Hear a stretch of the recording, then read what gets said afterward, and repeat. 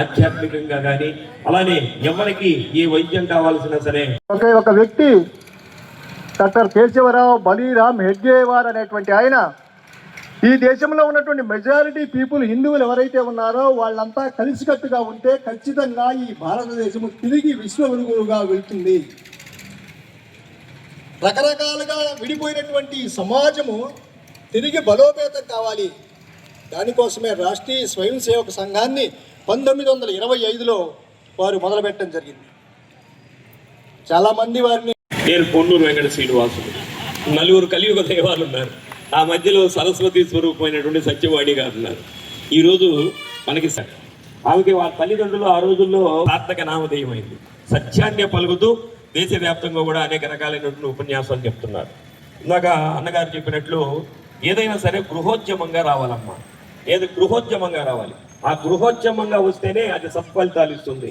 ఆడవాళ్ళ దగ్గరే ఇవన్నీ కూడా ఈ సమాజం నిలబడి ఉందంటే ఆడవాళ్ళ మీద ఈ సమాజం అంతా కూడా నిలబడి ఉంది. ఆ కుటుంబం ఏ విధంగా ఏదైతే ఈ సభని ఏర్పాటు చేయడానికి ఆశించారో ఇది పరమేశ్వర కార్యాన్ని ప్రయత్నం చేశారు.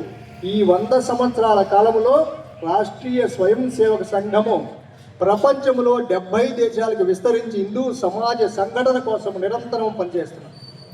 ఈ 100 సంవత్సరాల కాలములో సంఘము ఈ సమాజంలో అనేక రకమైనటువంటి మార్పుల్ని సాధించగలిగింది. దానికి ఒక పెద్ద ఉదాహరణ అయోధ్యలో రామ మందిర నిర్మాణం. ప్రతి గ్రామంలో రామాలయం ఉంటుంది. శ్రీమతి భారతీయం సత్యవాణి గారికి, అలాగే ఈ కార్యక్రమంలో వెంకటేశ్వర గారు నాకు ఈ మధ్య పరిచయమైన సందర్భంలో మేడం గారు ఇక్కడికి తీసుకురావాలని చెప్పినప్పుడు ఆయన గురించి తెలుసుకుంటే నాకు నిజంగా ఆశ్చర్యం వేసింది. 19 సంవత్సరాల నుంచి ఈ కార్యక్రమాలు చేస్తున్నాం అన్న సందర్భం తెలిసినప్పుడు సనాతన ధర్మం కోసం ఆయన ఒక తపస్సు చేస్తున్నాడు, ఒక తపస్వి అని నాకు అనిపించింది. ఎందుకు ఇంత పోరాడుతున్నాడు అనేది. అలాగే ఇక వేదిక పైనటువంటి పొన్నూరు శ్రీనివాసులు గారు మిత్రుడు, ఆయన ప్రకాశం జిల్లా గరికపాటి నరసింహారావు గారు. ఆయన ఎందుకంటే రెగ్యులర్గా మీరు మీడియాలో చూస్తూనే ఉంటారు, ప్రతి కార్యక్రమంలో ఉంటారు ఆయన. ఆయన గురించి ఒక్క మాటలో చెప్పాలంటే గరికపాటి నరసింహారావు గారు ఈ జిల్లాకి. అలాగే మక్కపాటి వెంకటేశ్వరరావు గారి గురించి వారు చెప్పిన మాటల్లో ఒక్కొక్క మాట ఒక అమృత తుల్యం లాంటిదండి. చాలా ఎందుకంటే ఈ ఆర్ఎస్ఎస్ సమావేశాలకు నేను ఎప్పుడు హాజరు కాలేదు.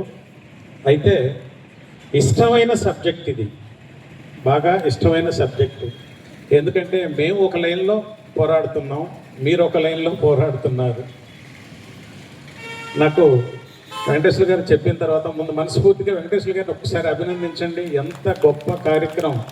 ఇవాళ ఉదయం ఆయన హాస్పిటల్ నుంచి డిశ్చార్జ్ అయ్యాడంటే నిజంగా ఆయన తపన మెచ్చుకోదగ్గది.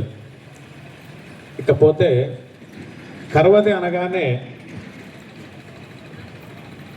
నాకు ఇది పుట్టినూరేనండి. నేను ఈ ఊరిలో పుట్టి ఈ ఊరు నుంచి వెళ్ళిన వాడిని. మా ఫాదర్ పేరు బెజవాడ అంజయ్య. ఇక్కడే నేను ఈ ఊరు వాసనే. కాకపోతే ఎప్పుడో పుట్టి 2 సంవత్సరాల వయసులోని ఇక్కడ నుంచి వెళ్ళేసరికి మేము పెరిగిందే సొంతూరులాగా చెప్పుకునే ఇదన్నమాట. ఒక అది కరవదనంగానే ఆ ఉత్సాహంతో నేను మాట్లాడి ఇట్లా రావాలమ్మా అని చెప్పి మీరు అని చెప్పడం జరిగింది. సో ఇంకా ఇందాక వెంకటేశ్వరరావు గారు చెప్పిన చాలా విషయాలు, చాలా గొప్ప విషయాలు. సో నేను ఇంకొక మాట చెప్పి అమ్మన గురించి 2 మాటలతో ముగిస్తా. ఈ మధ్యకాలంలో పతాక స్థాయిలో సమాజంలో ఇబ్బందికరమైన పరిస్థితి ఏంటంటే ఆహారం వృధా. ఎంత వృధా చేస్తున్నారంటే 2014లో అంకిత్ కవత్రా అని ఒక సాఫ్ట్వేర్ ఇంజనీరు ఒక పెళ్లికి వెళ్ళాడు.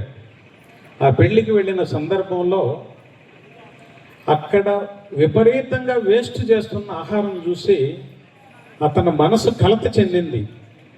ఐఐటి ఢిల్లీలో చదువుకున్నాడు.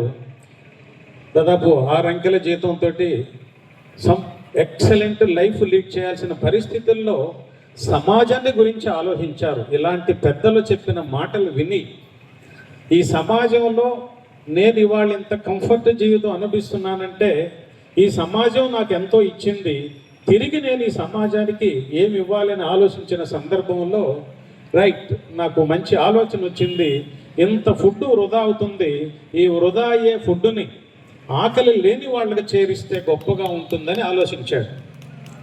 ఆ సందర్భంలో అతను ఒక రీసెర్చ్ లాగా తీస్తే 118 దేశాల్లో ఆయన తీసిన డేటా ఎంత ఉందంటే 65,000 మిలియన్ టన్నుల ఫుడ్డుని ఓణీల ఫంక్షను, పంచల ఫంక్షను, పెళ్ళిళ్ళ ఫంక్షను, లేకపోతే ఇలాంటి ఫంక్షన్లు ఏదైనా కావచ్చు, గృహప్రవేశాలు వృధా చేస్తున్నాం. వృధా చేస్తుంది ఈ ప్రపంచంలో మనమే. ఆ వృధాని అరికట్టాలంటే ఆ వేస్ట్ అయ్యే ఫుడ్ను కొంతమందికైనా చేర్చాలని ఒక గ్రూపుగా 2,000 మంది తయారయ్యారు. 2 సంవత్సరాల్లో 2.5 కోట్ల మందికి వేస్ట్ అయిన ఫుడ్ని, ఆ ఫంక్షన్లో మిగిలిపోయిన ఫుడ్ని, ఎక్కడ ఫంక్షన్లో ఫుడ్ వేస్ట్ అవుతుందో మిగులుతుందో అక్కడ కబురు రాగానే వీళ్ళ టీం వెళ్ళిపోతారు.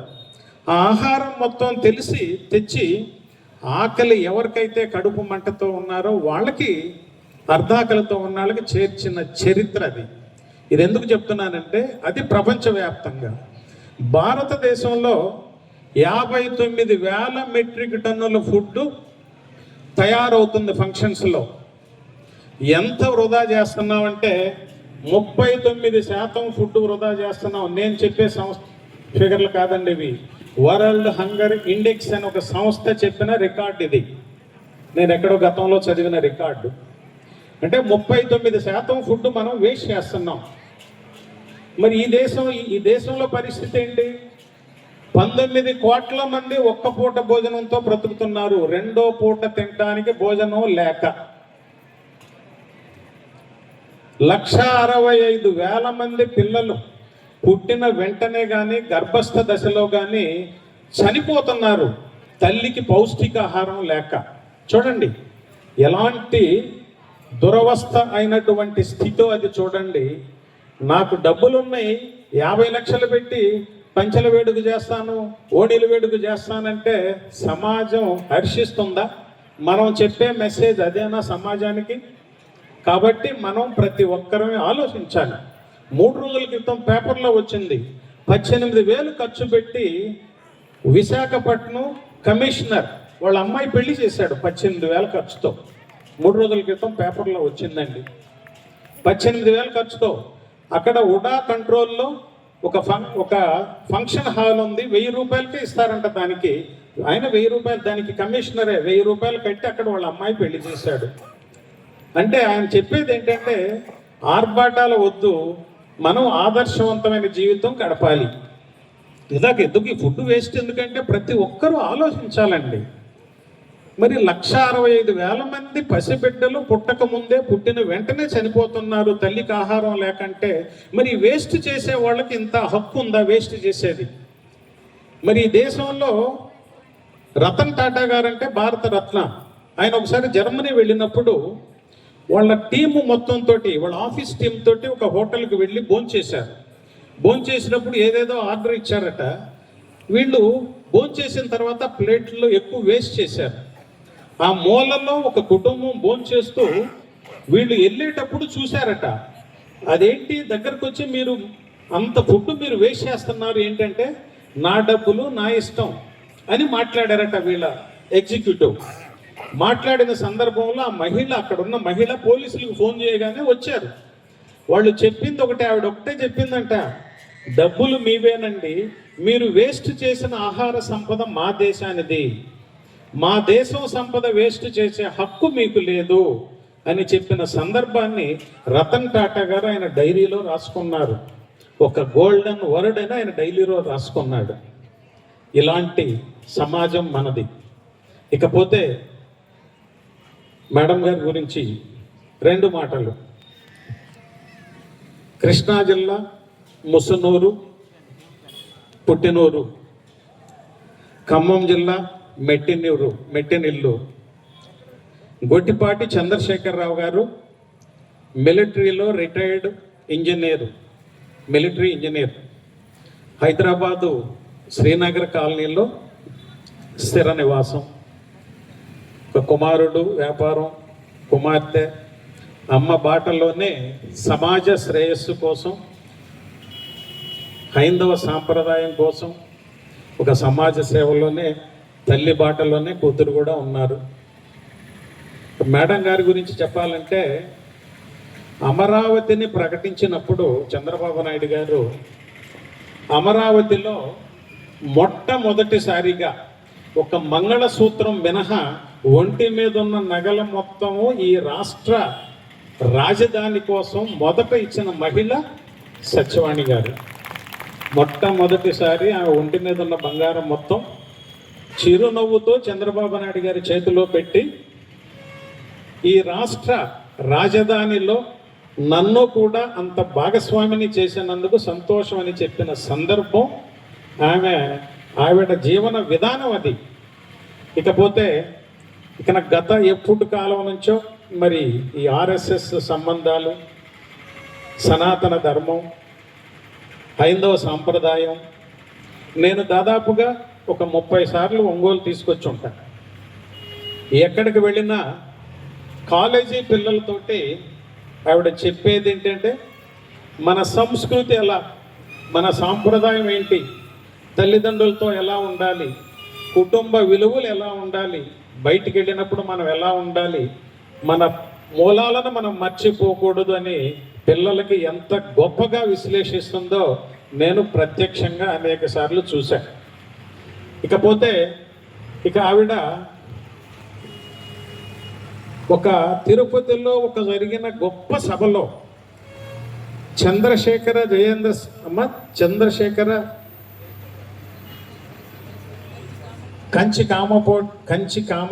కామకోటి స్వామి పరమాచార్యులు వారు తిరుపతిలో ఒక సమావేశం జరిగినప్పుడు కొన్ని వేల మందిలో ఆయన ఒక రకమైన నడిచొచ్చే, అమ్మ చెప్తుంటుంది అప్పుడప్పుడు ఆయన గురించి, నడిచొచ్చే దేవుడట ఆయన, మనిషి రూపంలో ఉన్న దేవుడని. కొన్ని వేల మందిలో గుర్తించి వేదిక మీదకి పిలిచి ఆవిడ చేత ఉపన్యాసం ఇచ్చిన సందర్భం నాకు ఎప్పుడో గతంలో ఒకసారి మాటల సందర్భంలో నాతో చెప్పినప్పుడు నేను వినటం జరిగింది. ఏది తిరుపతిలో జరిగిన విశ్వ హిందూ పరిషత్తు సమావేశం, భారతదేశ స్థాయిలో జరిగిన సమావేశంలో ఇక అయోధ్య రామాలయం గురించి ఇందాక చెప్తూ ఉన్నారు కదా, హైదరాబాద్ నుంచి తీసుకువెళ్ళిన శిలలతోటే కార్యక్రమం నడిపించాలని కురులు విప్పి శపథం చేసి 2 రాష్ట్రాలలో రెండు రాష్ట్రాలలో ఒక శపథం చేసి అయోధ్య రామ మందిరం నిర్మాణం కోసం ఎన్నో ఒక చైతన్య రథం తయారు చేసి దేశవ్యాప్తంగా ఉపన్యాసాలు ఇచ్చిన చరిత్ర ఆమెకు అవసరం లేదు. కానీ సమాజం, సాంప్రదాయం, విలువలు, ఇందాక చెప్పారు కదా, విశ్వగురువు హిందూ దేశం అంటే, భారతదేశం అంటే విశ్వగురువు అని. మరి మనకున్న స్థానాన్ని కాపాడుకోవాలంటే ఇలాంటి పెద్దల నడుం బిగించి ముందుకు రావాలి. వస్తేనే, అలాగే వినటానికి కూడా నేను కొద్దిగా ఎక్కువ మందిని ఎక్స్పెక్ట్ చేశా, కానీ ఆదివారం అయితే బాగుండేదని అన్నారు. మాట్లాడినప్పుడు ముందు ఆదివారమే అనుకున్నాం, పాంప్లెట్లు కొట్టి అంతా పంపిణీ చేయటం సరే అనుకోకుండా అనివార్య కారణాల వల్ల వాళ్ళకి మార్చడం జరిగింది. చాలా సంతోషం, ఎంతమంది ఉన్నారు. ఇలాంటి ఒక గొప్ప వ్యక్తిని ఇక్కడికి ఆహ్వానించి ఇలాంటి ఇంతమంది పెద్దలకు ఒక మంచి సందేశాన్ని ఇప్పించాలని ముందుకు వచ్చినటువంటి వెంకటేశ్వరులు గారిని మనస్ఫూర్తిగా అభినందిస్తూ, చాలా విషయాలు మక్కపాటి వెంకటేశ్వరరావు గారు చెప్పిన విషయాలు చాలా చాలా గొప్ప విషయాలు చెప్పారు. మనం కూడా మనకు ఎంతో కొంత పాటించాలని చివరిగా ఒక్క మాట చెప్పి నేను విరమిస్తా. ఈ దేశంలో ప్రతి తల్లి, ప్రతి తండ్రి వాళ్ళ బిడ్డలను కనుక సన్మార్గంలో నడిపిస్తే నాకు తెలిసి ఈ దేశంలో పోలీస్ స్టేషన్లతో పని లేదు, జైళ్ళతో పని లేదు, కోర్టులతో కూడా పని లేదు. తప్పు తల్లిదండ్రుల దగ్గరే జరుగుతుంది. పిల్లవాడు బయటికి వెళ్ళేటప్పుడు పరుల సొమ్ము ముట్టుకోవద్దనే సందేశాన్ని చెప్పగలిగి ఉండాలి, వాళ్ళ మనసులో వాళ్ళకి చెప్పగలిగి ఉండాలి. మరి పరశ్రీని నీ సోదరిగా భావించాలని ఈ 2 మాటలు కనుక ప్రతి తల్లి చెప్తే ఈ దేశంలో అవలక్షణాలు ఉన్న ఏ బిడ్డ ఉండడు అనేది నా ఆలోచన, నా అభిప్రాయం. ప్రతి తల్లి తండ్రి బిడ్డలని సన్మార్గంలో పెంచాలండి. ఎందుకంటే పోలీస్ స్టేషన్లో ఇన్ని కేసులు ఉన్నాయి, కోర్టుల్లో ఇన్ని కేసులు ఉన్నాయంటే ఎక్కడ తప్పు జరుగుతుంది? ఎక్కడో ఎవరో ఒకరు పిల్లలు తప్పు చేస్తేనేగా ఇవన్నీ జరుగుతుంది.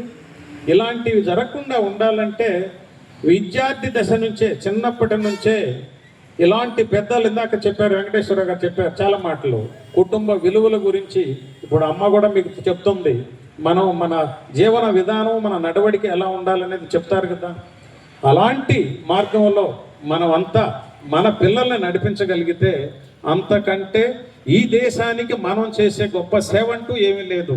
అదే ఈ దేశానికి మనం చేస్తున్న గొప్ప సేవ అని చెప్పి మీ అందరికీ తెలియజేస్తూ, ఈ అవకాశం ఇచ్చినందుకు నాకు మనస్ఫూర్తిగా ధన్యవాదాలు తెలియజేస్తూ, వెంకటేశ్వర హిందూ ధర్మ ప్రచార పరిషత్తులో, టీటీడీ హిందూ ధర్మ ప్రచార పరిషత్తులో నేను కూడా కార్యదర్శిగా ఒక 5 సంవత్సరాలు సేవలు అందించాను స్వామివారికి. ఆ సందర్భంలో ఆయన అనేక చోట్ల స్వామివారి కళ్యాణాలు చేస్తే, ప్రతి ఊళ్ళో కూడా కళ్యాణాలు కనుక చేస్తే ఆ ఊరు కూడా కళ్యాణకారకంగా ఉంటుంది, శుభంగా ఉంటుంది అన్నటువంటి ఉద్దేశంతో తిరుమల తిరుపతి దేవస్థానం వారి ద్వారా శ్రీదేవి భూదేవి సమేత వెంకటేశ్వర స్వామి వారి యొక్క విగ్రహాలు తీసుకొచ్చి అనేక ప్రాంతాల్లో కళ్యాణాలు కూడా జరిపించినటువంటి సందర్భం కూడా ఉంది. ఇప్పుడు ఒంగోలులో ప్రతి పౌర్ణమికి గిరి ప్రదక్షిణ అని చెప్పి ఒకటి చేస్తున్నారు. అరుణాచలంలో ఏ విధంగా అయితే ప్రతి పౌర్ణమికి గిరి ప్రదక్షిణ చేస్తున్నారో, వారు వెంకటేశ్వర స్వామి వారి సన్నిధి నుంచి తీసుకొచ్చినటువంటి విగ్రహాలతోటి ఒంగోలులో ప్రతి నెల పౌర్ణమి రోజు మనకి జైరామ హాల్ దగ్గర గోశాల ఉంది. ఆ గోశాల దగ్గర నుంచి ప్రారంభించి పైన శ్రీగిరి వరకు ఈ కార్యక్రమాన్ని కూడా నిర్వహిస్తున్నారు.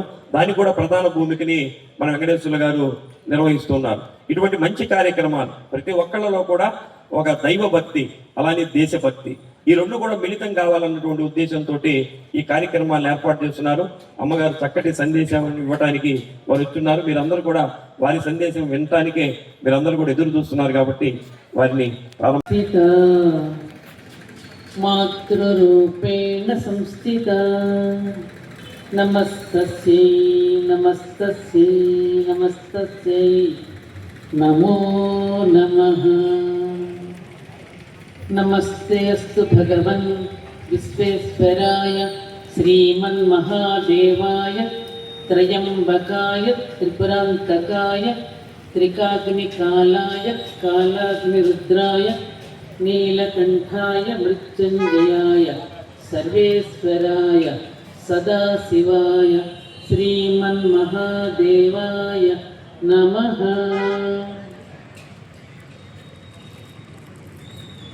గంగా పార్వతీ సమేత రామలింగేశ్వర స్వామి వారికి ప్రణమిల్లుతూ శ్రీరామ రామ రామేతి రమే రామే మనోరమే సహస్రనామ తస్తుల్యం రామనామవరాంబకే దేవి నారాయణే నమోస్తుతే. కరవది గ్రామ దేవత అంకమ్మ అమ్మవారి యొక్క దివ్య సన్నిధానంలో అమ్మకు శ్రీమాత్రే నమః అంటూ ప్రణమిల్లుతూ, అలాగే క్లీం కృష్ణాయ గోవిందాయ గోపీజనవల్లభాయ నమః పక్కనే ఉన్నటువంటి వేణుగోపాల స్వామి వారి దివ్య సన్నిధానం ముందు ప్రణమిల్లుతూ, గురు బ్రహ్మ గురుర్విష్ణు గురుర్దేవో మహేశ్వర గురు సాక్షాత్ పరబ్రహ్మ తస్మై శ్రీ సాయినాథ గురవే నమః.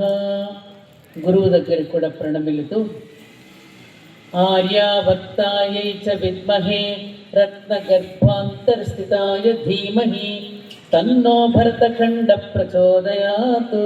అస్మత్పుణ్యధరిత్రీం ప్రణమామ్యహం. శ్రీమాత్రే నమః. భారతమాత్రే నమః. మాతా పితృగురుభ్యో నమః. హరి ఓం.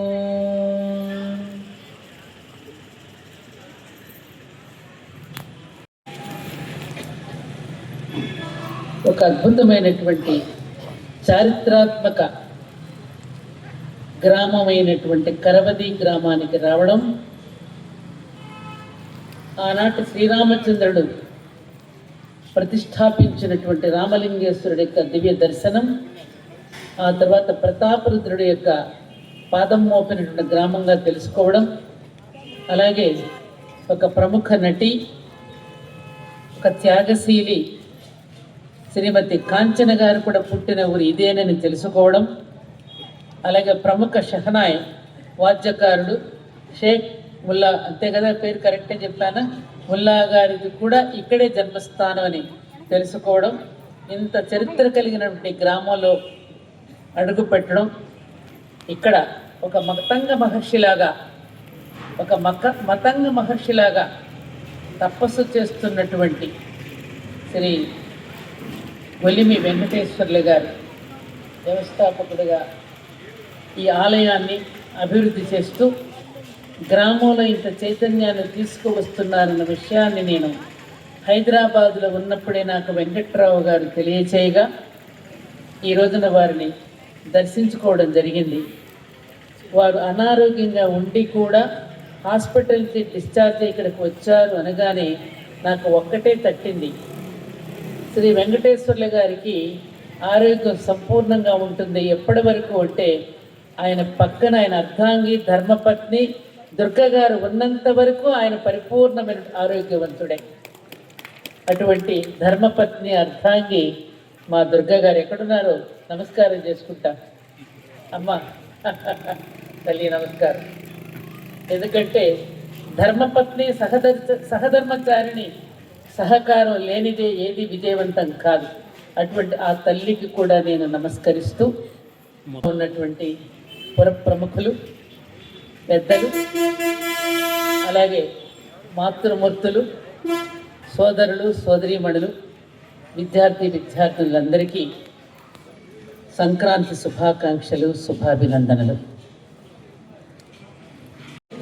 మొక్కవోని దీక్షతో మొక్కపాటి వెంకటేశ్వరరావు గారు ఆర్ఎస్ఎస్లో పనిచేస్తూ పెద్దలు అప్పగించినటువంటి కార్యక్రమాన్ని తన భుజస్కంధాల మీద వేసుకొని ఈ విధంగా సనాతన ధర్మ ప్రచారం కోసం వారు కృషి చేస్తున్నందుకు వారికి నా శుభాకాంక్షలను తెలియజేస్తూ, అలాగే ఇందాక శ్రీనివాస్ గారు చక్కని గొంతుతో వ్యాఖ్యానం చేస్తూ మన తెలుగు భాష యొక్క ఔన్నత్యాన్ని, ఆ సౌరభాన్ని వెదజల్లుతూ ఉన్న శ్రీనివాస్ గారు, అలాగే మా బెజవాడ వెంకట్రావు గారు, ఇందాక శ్రీనివాస్ గారు అన్నట్టుగా వేదిక అంతా వెంకటేశ్వరమయమే. నాకు అదే గోచరించింది పేరు వినగానే. వెంకట్రావు గారు పుట్టింది కూడా ఇక్కడేనని తెలిసి, పుట్టింది ఇక్కడ, పెరిగింది అదేదో ఊరు కందుకూరు కదా, కందుకూరు, ఉంటున్నది ఒంగోలు.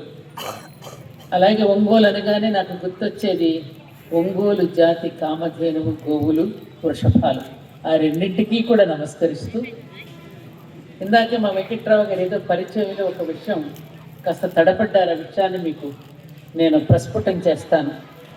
ఎందుకంటే మన ఆత్మ గౌరవం, ఆత్మాభిమానం, వీరభోగ్య వసుంధరగా విరాజిల్లినటువంటి మన భరతఖండం ఎంత గొప్పదో చిన్నప్పటి నుండి మా హై స్కూల్లో చదువుకుంటున్నప్పుడే, భారతమాత వేషం వేసినప్పుడే నరాన కణాన దేశభక్తిని రంగరింపజేయడం వల్ల ఈ దేశం మీద, ఈ దేశం యొక్క సంస్కృతి మీద, ఈ దేశం యొక్క ఔన్నత్యాన్ని కానీ ఎవరైనా తెగిడినా నాకు ఎందుకో బాధ కలుగుతుంది. అదే బాధ ఒకరోజు నన్ను మా ధర్మపురి క్షేత్రంలో క్షేత్ర నిర్మాణం చేస్తూ ఉన్నప్పుడు అమ్మవారిని ప్రతిష్ఠించగానే నాలో ఏదో ఒక చైతన్యం ఉత్పన్నమై నాకు తెలియకుండానే నన్ను కంచివారి వైపుగా నడిపించింది. కంచి వైపుకి వెళ్ళి అక్కడ కూర్చున్నటువంటి కంచి పరమాచార్య నడిచే దైవం శ్రీ శ్రీ శ్రీ చంద్రశేఖరేంద్ర సరస్వతి మహాస్వామి వారిని ఒక కోరిక కోరాను. తులసిమాల వారికి సమర్పించి, స్వామి నేనేమీ చదువుకోలేదు, నేను చదువుకున్నది చాలా తక్కువ, కేవలం 11వ తరగతి తెలుగు మీడియం జిల్లా పరిషత్ హై స్కూల్లో చదువుకున్నా. కానీ నాకేదో చెప్పాలనిపిస్తోంది స్వామి, ధర్మ ప్రచారం చేయాలనిపిస్తోంది, మరి నేనేం చదువుకోలేదు కదా ఎలాగూ అని అడిగాను. అప్పుడు స్వామి చిరునవ్వుతో నన్ను ఆశీర్వదించారు, అనుగ్రహించారు. అదే సమయంలో నన్ను స్వామీజీ తెలియకుండానే నేను ఒక సన్నివేశంలో నన్ను కలిపి నా గొంతు వినపడేటట్టుగా స్వామి నన్ను ఆశీర్వదించారు.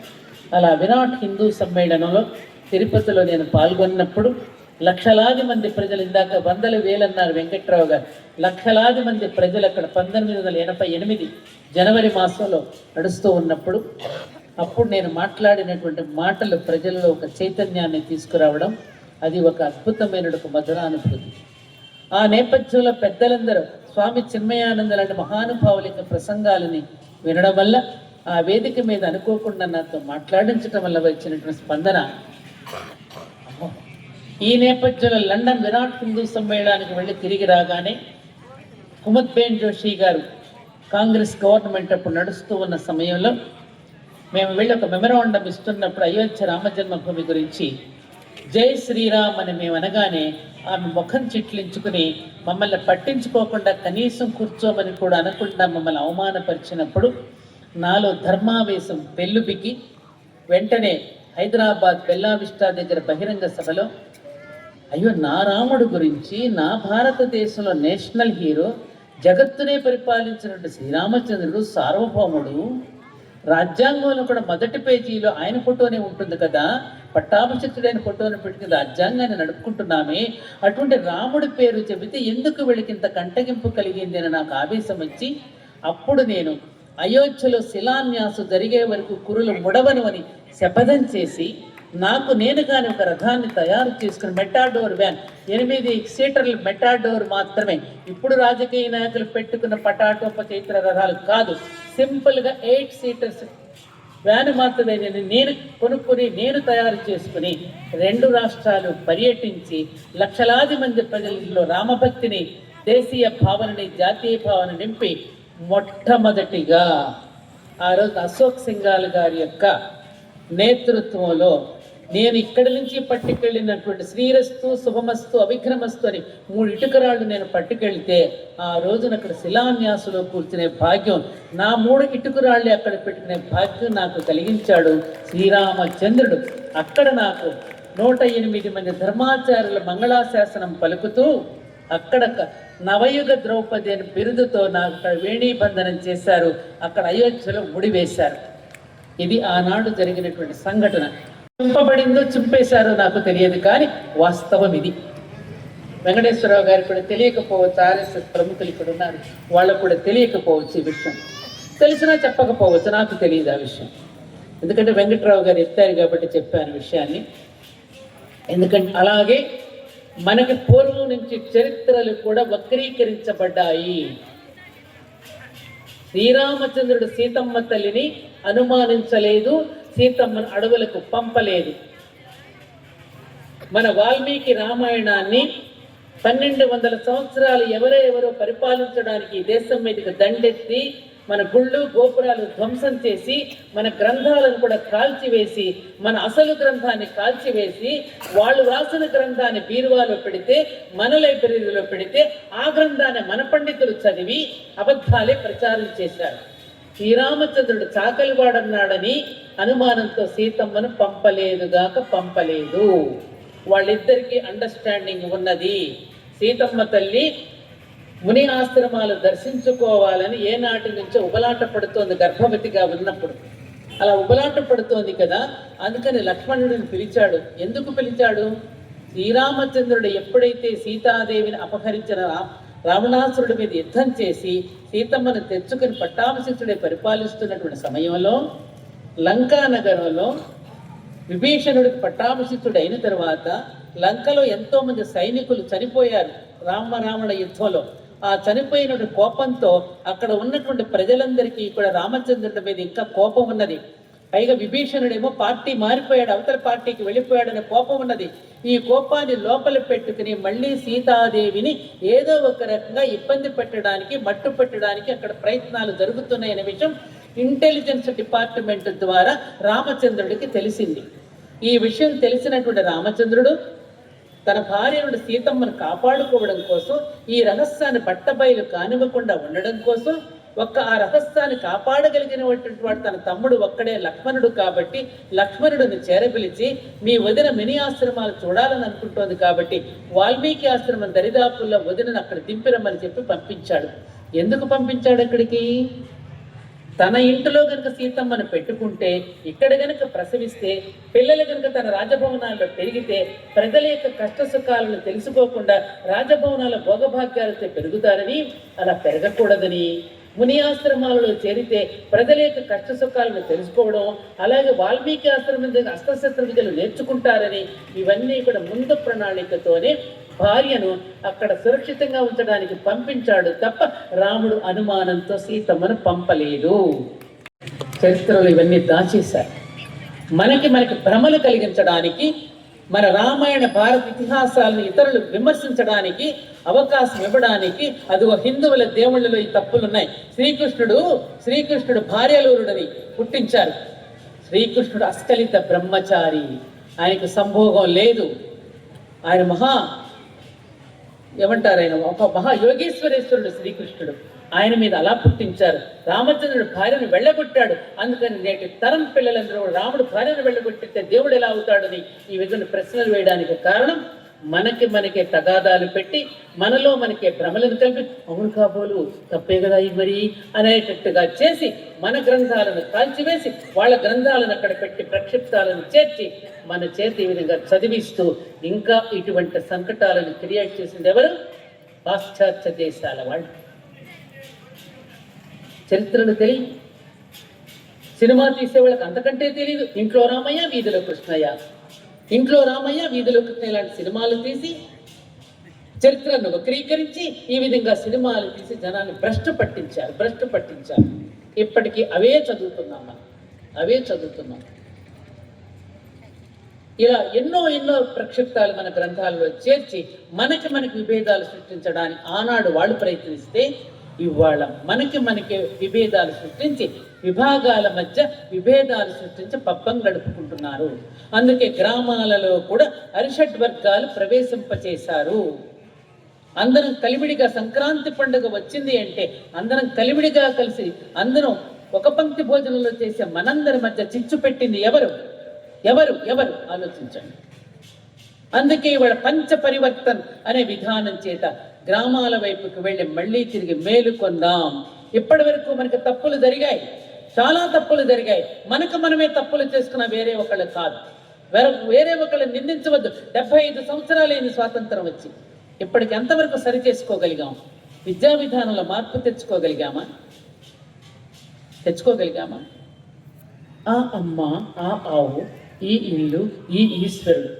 చిన్నప్పటి నుండే పిల్లలకి ధర్మార్థ కామ మోక్షాలని అక్షరాభ్యాసాన్ని నేర్పిన జాతే మనది. ఆ అమ్మ ధర్మ అర్థ కామ మోక్షం. అమ్మ అంటే ఎవరు? ధర్మం. అమ్మ అంటే ఎవరు? పైన ఉన్నటువంటి సృష్టికర్త అమ్మ. ప్రతి ఇంట తాను ఉండవచ్చి ఇంట్లో అవతరించిన అమ్మ అంటే ధర్మం. ఆవు అంటే జ్ఞానం.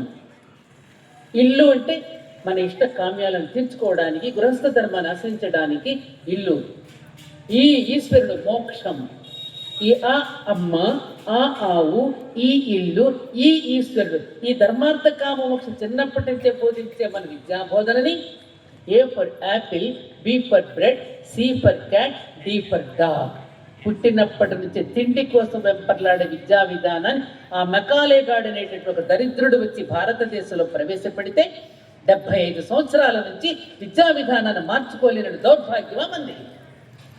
సంస్కృత భాష మనకు రాకపోవడం వల్ల, ఆ సంస్కృతానికి తాళాలు వేసేయడం వల్ల, ఇవాళ సంస్కృత భాష అర్థం కాకపోవడం వల్ల మన పురాణ ఇతిహాసాలని ఎవరికి పడితే వాళ్ళు విపరీతార్థాలు పుట్టించి మాట్లాడుతూ ఉంటే అది నిజమేనేమో అని భ్రమలో పడిపోతున్నాం మనం. ఒక పురుష సూక్తం ఏం చెప్పింది? బ్రాహ్మణస్య ముఖమాసి బాహూరాజన్యకృత ఊరు తదద్వైశ్య పద్భ్యాగం శూద్రో అజాయత మనసో చంద్రమా మనసో జాత సూర్యో చెప్పింది. ఏమని చెప్పింది అక్కడ? సృష్టిని గురించి వర్ణించి చెప్తే మనుషులకు ఆపాదించేశారు, అర్థాలు మార్చేశారు. ఆ విరాట్ పురుషుడి యొక్క నాభి నుంచి అంతరిక్షం, పాదాల నుంచి భూమి పుట్టింది. కళ్ళ నుంచి చంద్రుడు, కళ్ళ నుంచి సూర్యుడు, మనసు నుంచి చంద్రుడు, ఇలా మొత్తం సృష్టిని గురించి వర్ణిస్తే మనుషులకు ఆపాదించేసేసి పాదాలంటే శూద్రుల్ని, శూద్రులు దేవాలయాలకు రాకూడదని ఈ విధంగా పుట్టించేశారు. ఏమని చెప్పింది అక్కడ వేదం? బ్రాహ్మణ అంటే జ్ఞానం అంటే శిక్షణ, క్షత్రియ అంటే బలం అంటే రక్షణ, వైశ్య అంటే ధనం అంటే పోషణ, శూద్ర అంటే శ్రమశక్తి. అందరికంటే గొప్పదేమిటి? శ్రమశక్తి గొప్పది.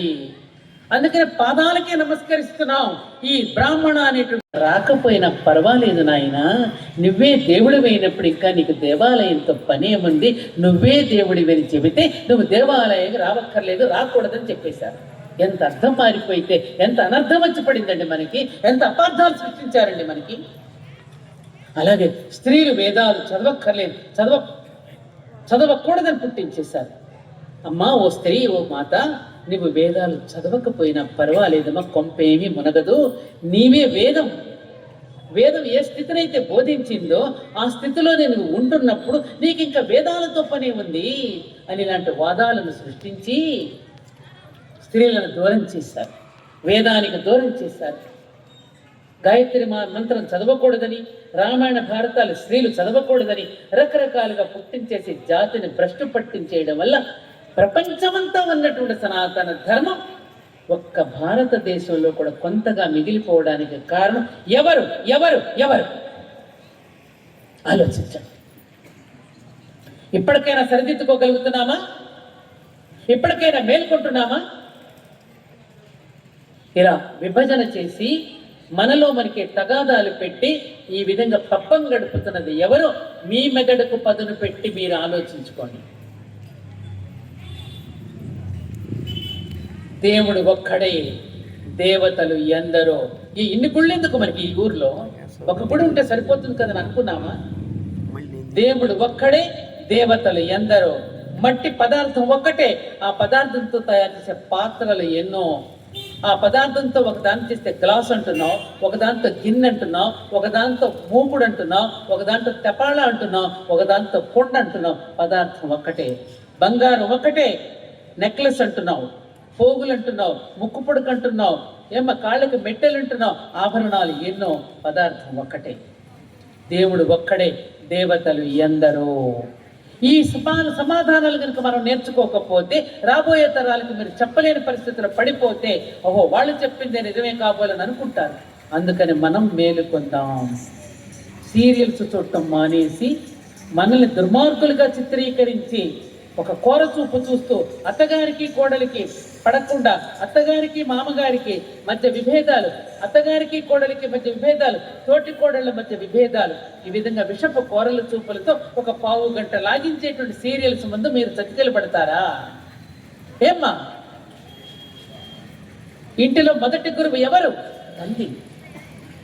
పిల్లవాడికి నడక నేర్పేదెవరు? నడత నేర్పేదెవరు? భగవంతుడిని పరిచయం చేసేదెవరు? తండ్రిని పరిచయం చేసేదెవరు? తల్లి. ఆ తల్లి పాడైపోతే ఏమవుతుంది సమాజం? మాత సమాజ నిర్మాత. మాత మాత ఏ నోళ్ళు పెగలవే. మాత మాత నాకు చాలేదమ్మా. మాత సమాజ నిర్మాత. స్త్రీయే సత్వరజస్తమో గుణాలని మూడింటిని సరైన నిష్పత్తిలో ఉంచుకుంటుంది కాబట్టి స్త్రీ అన్నారు. సత్వగుణ, రజోగుణ, తమో గుణాలని సరైన నిష్పత్తిలో ఉంచుకోగలిగేది స్త్రీ. అటువంటి స్త్రీ పిల్లవాడికి లేవగానే అమ్మా మీకే ఏమి నేర్పిస్తున్నారు మీరు? ఏబిసిడి నేర్చుకోవాలి, ఇంగ్లీష్ కాన్వెంట్కి వెళ్ళాలి, తొందరగా అమెరికాకి పంపించేయాలి, అక్కడ ఉద్యోగం చేయాలి, వచ్చేయాలి, సంపాదించాలి. పూర్వపు రోజుల్లో మా అందరికీ భగవంతుడిని పరిచయం చేసే విధానం ఎంత గొప్పగా ఉండేది. కాగితం అక్కడ కనపడగానే సరస్వతి అమ్మ కళ్ళకద్దుకో, కరాగ్రే వసతే లక్ష్మీ, కరమధ్యే సరస్వతి, కరమూలేతు గౌరీ చ ప్రభాతే కరదర్శనం అని చేతులు చూపించి నమస్కరింప చేసేవారు. భూమి మీదకి కాలు పెట్టేటప్పుడు సముద్రవసనే దేవి పర్వతస్థన మండలే విష్ణుపత్ని నమస్తుభ్యం పాదస్పర్శం క్షమస్వమే. ఓ నేల తల్లి, ఈ ఒక్కటి చాలండి మన సనాతన హైందవ ధర్మాన్ని చూసి గర్వపడటానికి ఇది ఒక్కటి చాలు. ఓ నేల తల్లి, నీవు లేనిదే నేను నిలువలేను, నేను నడవలేనమ్మా. నీ గర్భాన్ని నుంచి తయారు చేసుకున్న మట్టితోనే మేము ఇటుకతో ఇల్లు కట్టుకుంటున్నాం. ఇదిగో తల్లో పూలు పెట్టుకుంటున్నామన్నా, దేవుడి దగ్గర పండు పెట్టుకుంటున్నామన్నా, నేను అన్నం తింటున్నానన్నా, ఇదిగో ఈ చొక్కా ధరిస్తున్నానన్నా, అన్నీ నీ నుంచే కదమ్మా నేను తీసుకుంటున్నాను. నీవు లేనిదే నేను నిలవగలనా, అసలు నడవగలనా? అలాంటి నీ మీద ఉమ్మి వేస్తున్నాం.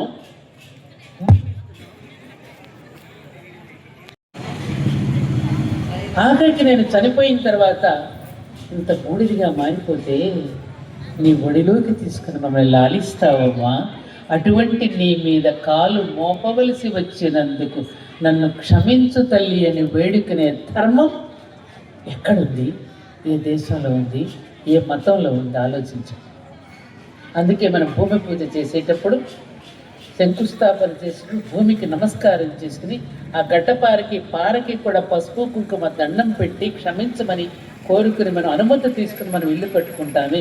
ఇంతటి ఒదిగి ఉండే సంస్కారం ఎక్కడుంది? ఇవి పిల్లలకి నేర్పిస్తున్నామా? కాగితం తొక్కినా, రూపాయి నోటు తొక్కినా అమ్మ సరస్వతి అమ్మ, లక్ష్మీ అమ్మ, భూమాతను గట్టిగా నడవకండమ్మ, భూమాత బాధపడుతుందమ్మా అని చిన్నప్పటి నుంచే దైవానికి ఒదిగి ఉండడం ఎలాగో నేర్పించారు మన పూర్వీకులు. ఇవాళ twinkle twinkle little star how I wonder what you are up above the world so high like a diamond in the sky. ఏమన్నా ఉందా అమ్మ అందులో? Hickory dickory dock the mouse went the clock struck one the mouse ran down. ఏమైనా అర్థం ఉందా? ఉప్పు cup రంగు ఒక్క పోలిక నుండి చూడ రుచులు జాడవేరు పురుషులందు పుణ్యపురుషులు వేరయ విశ్వదాభిరామ వినురవేమ.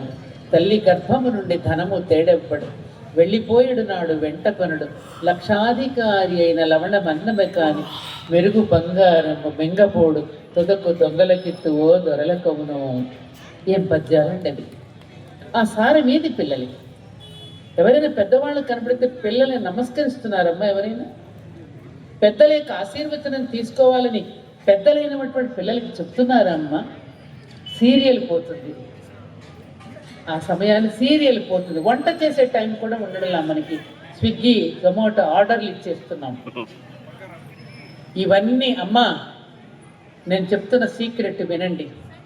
ఇవన్నీ కూడా మన మీద జరుగుతూ ఉన్న పెద్ద కుట్ర. ప్రపంచ దేశాలలో భారతీయులకున్నంత మేధా సంపత్తి, ఆలోచన శక్తి, జ్ఞానము ప్రపంచ దేశాలలో భారతీయులకు తప్ప ఎవరికీ లేదు.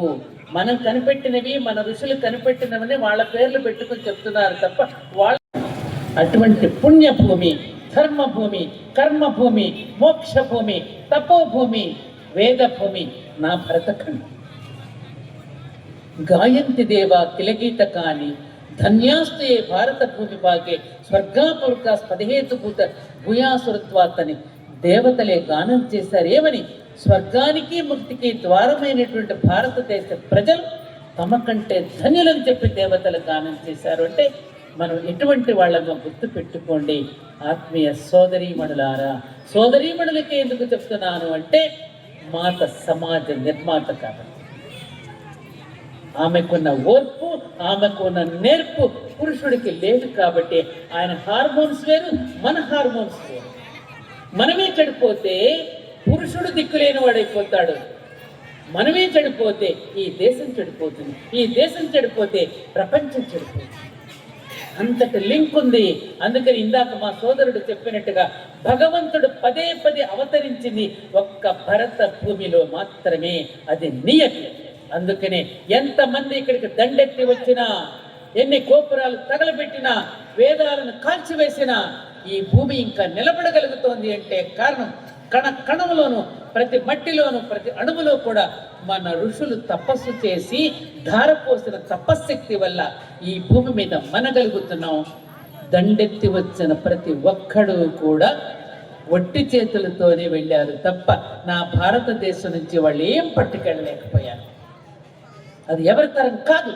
హిమాలయాలను తొలగించి వేయడం అనేటటువంటిది ఎంతదో ఈ భారతదేశంలో సనాతన ధర్మాన్ని, హైందవ ధర్మాన్ని నాశనం చేయాలనుకోవటం కూడా అంతటి తెలివి తక్కువ పని.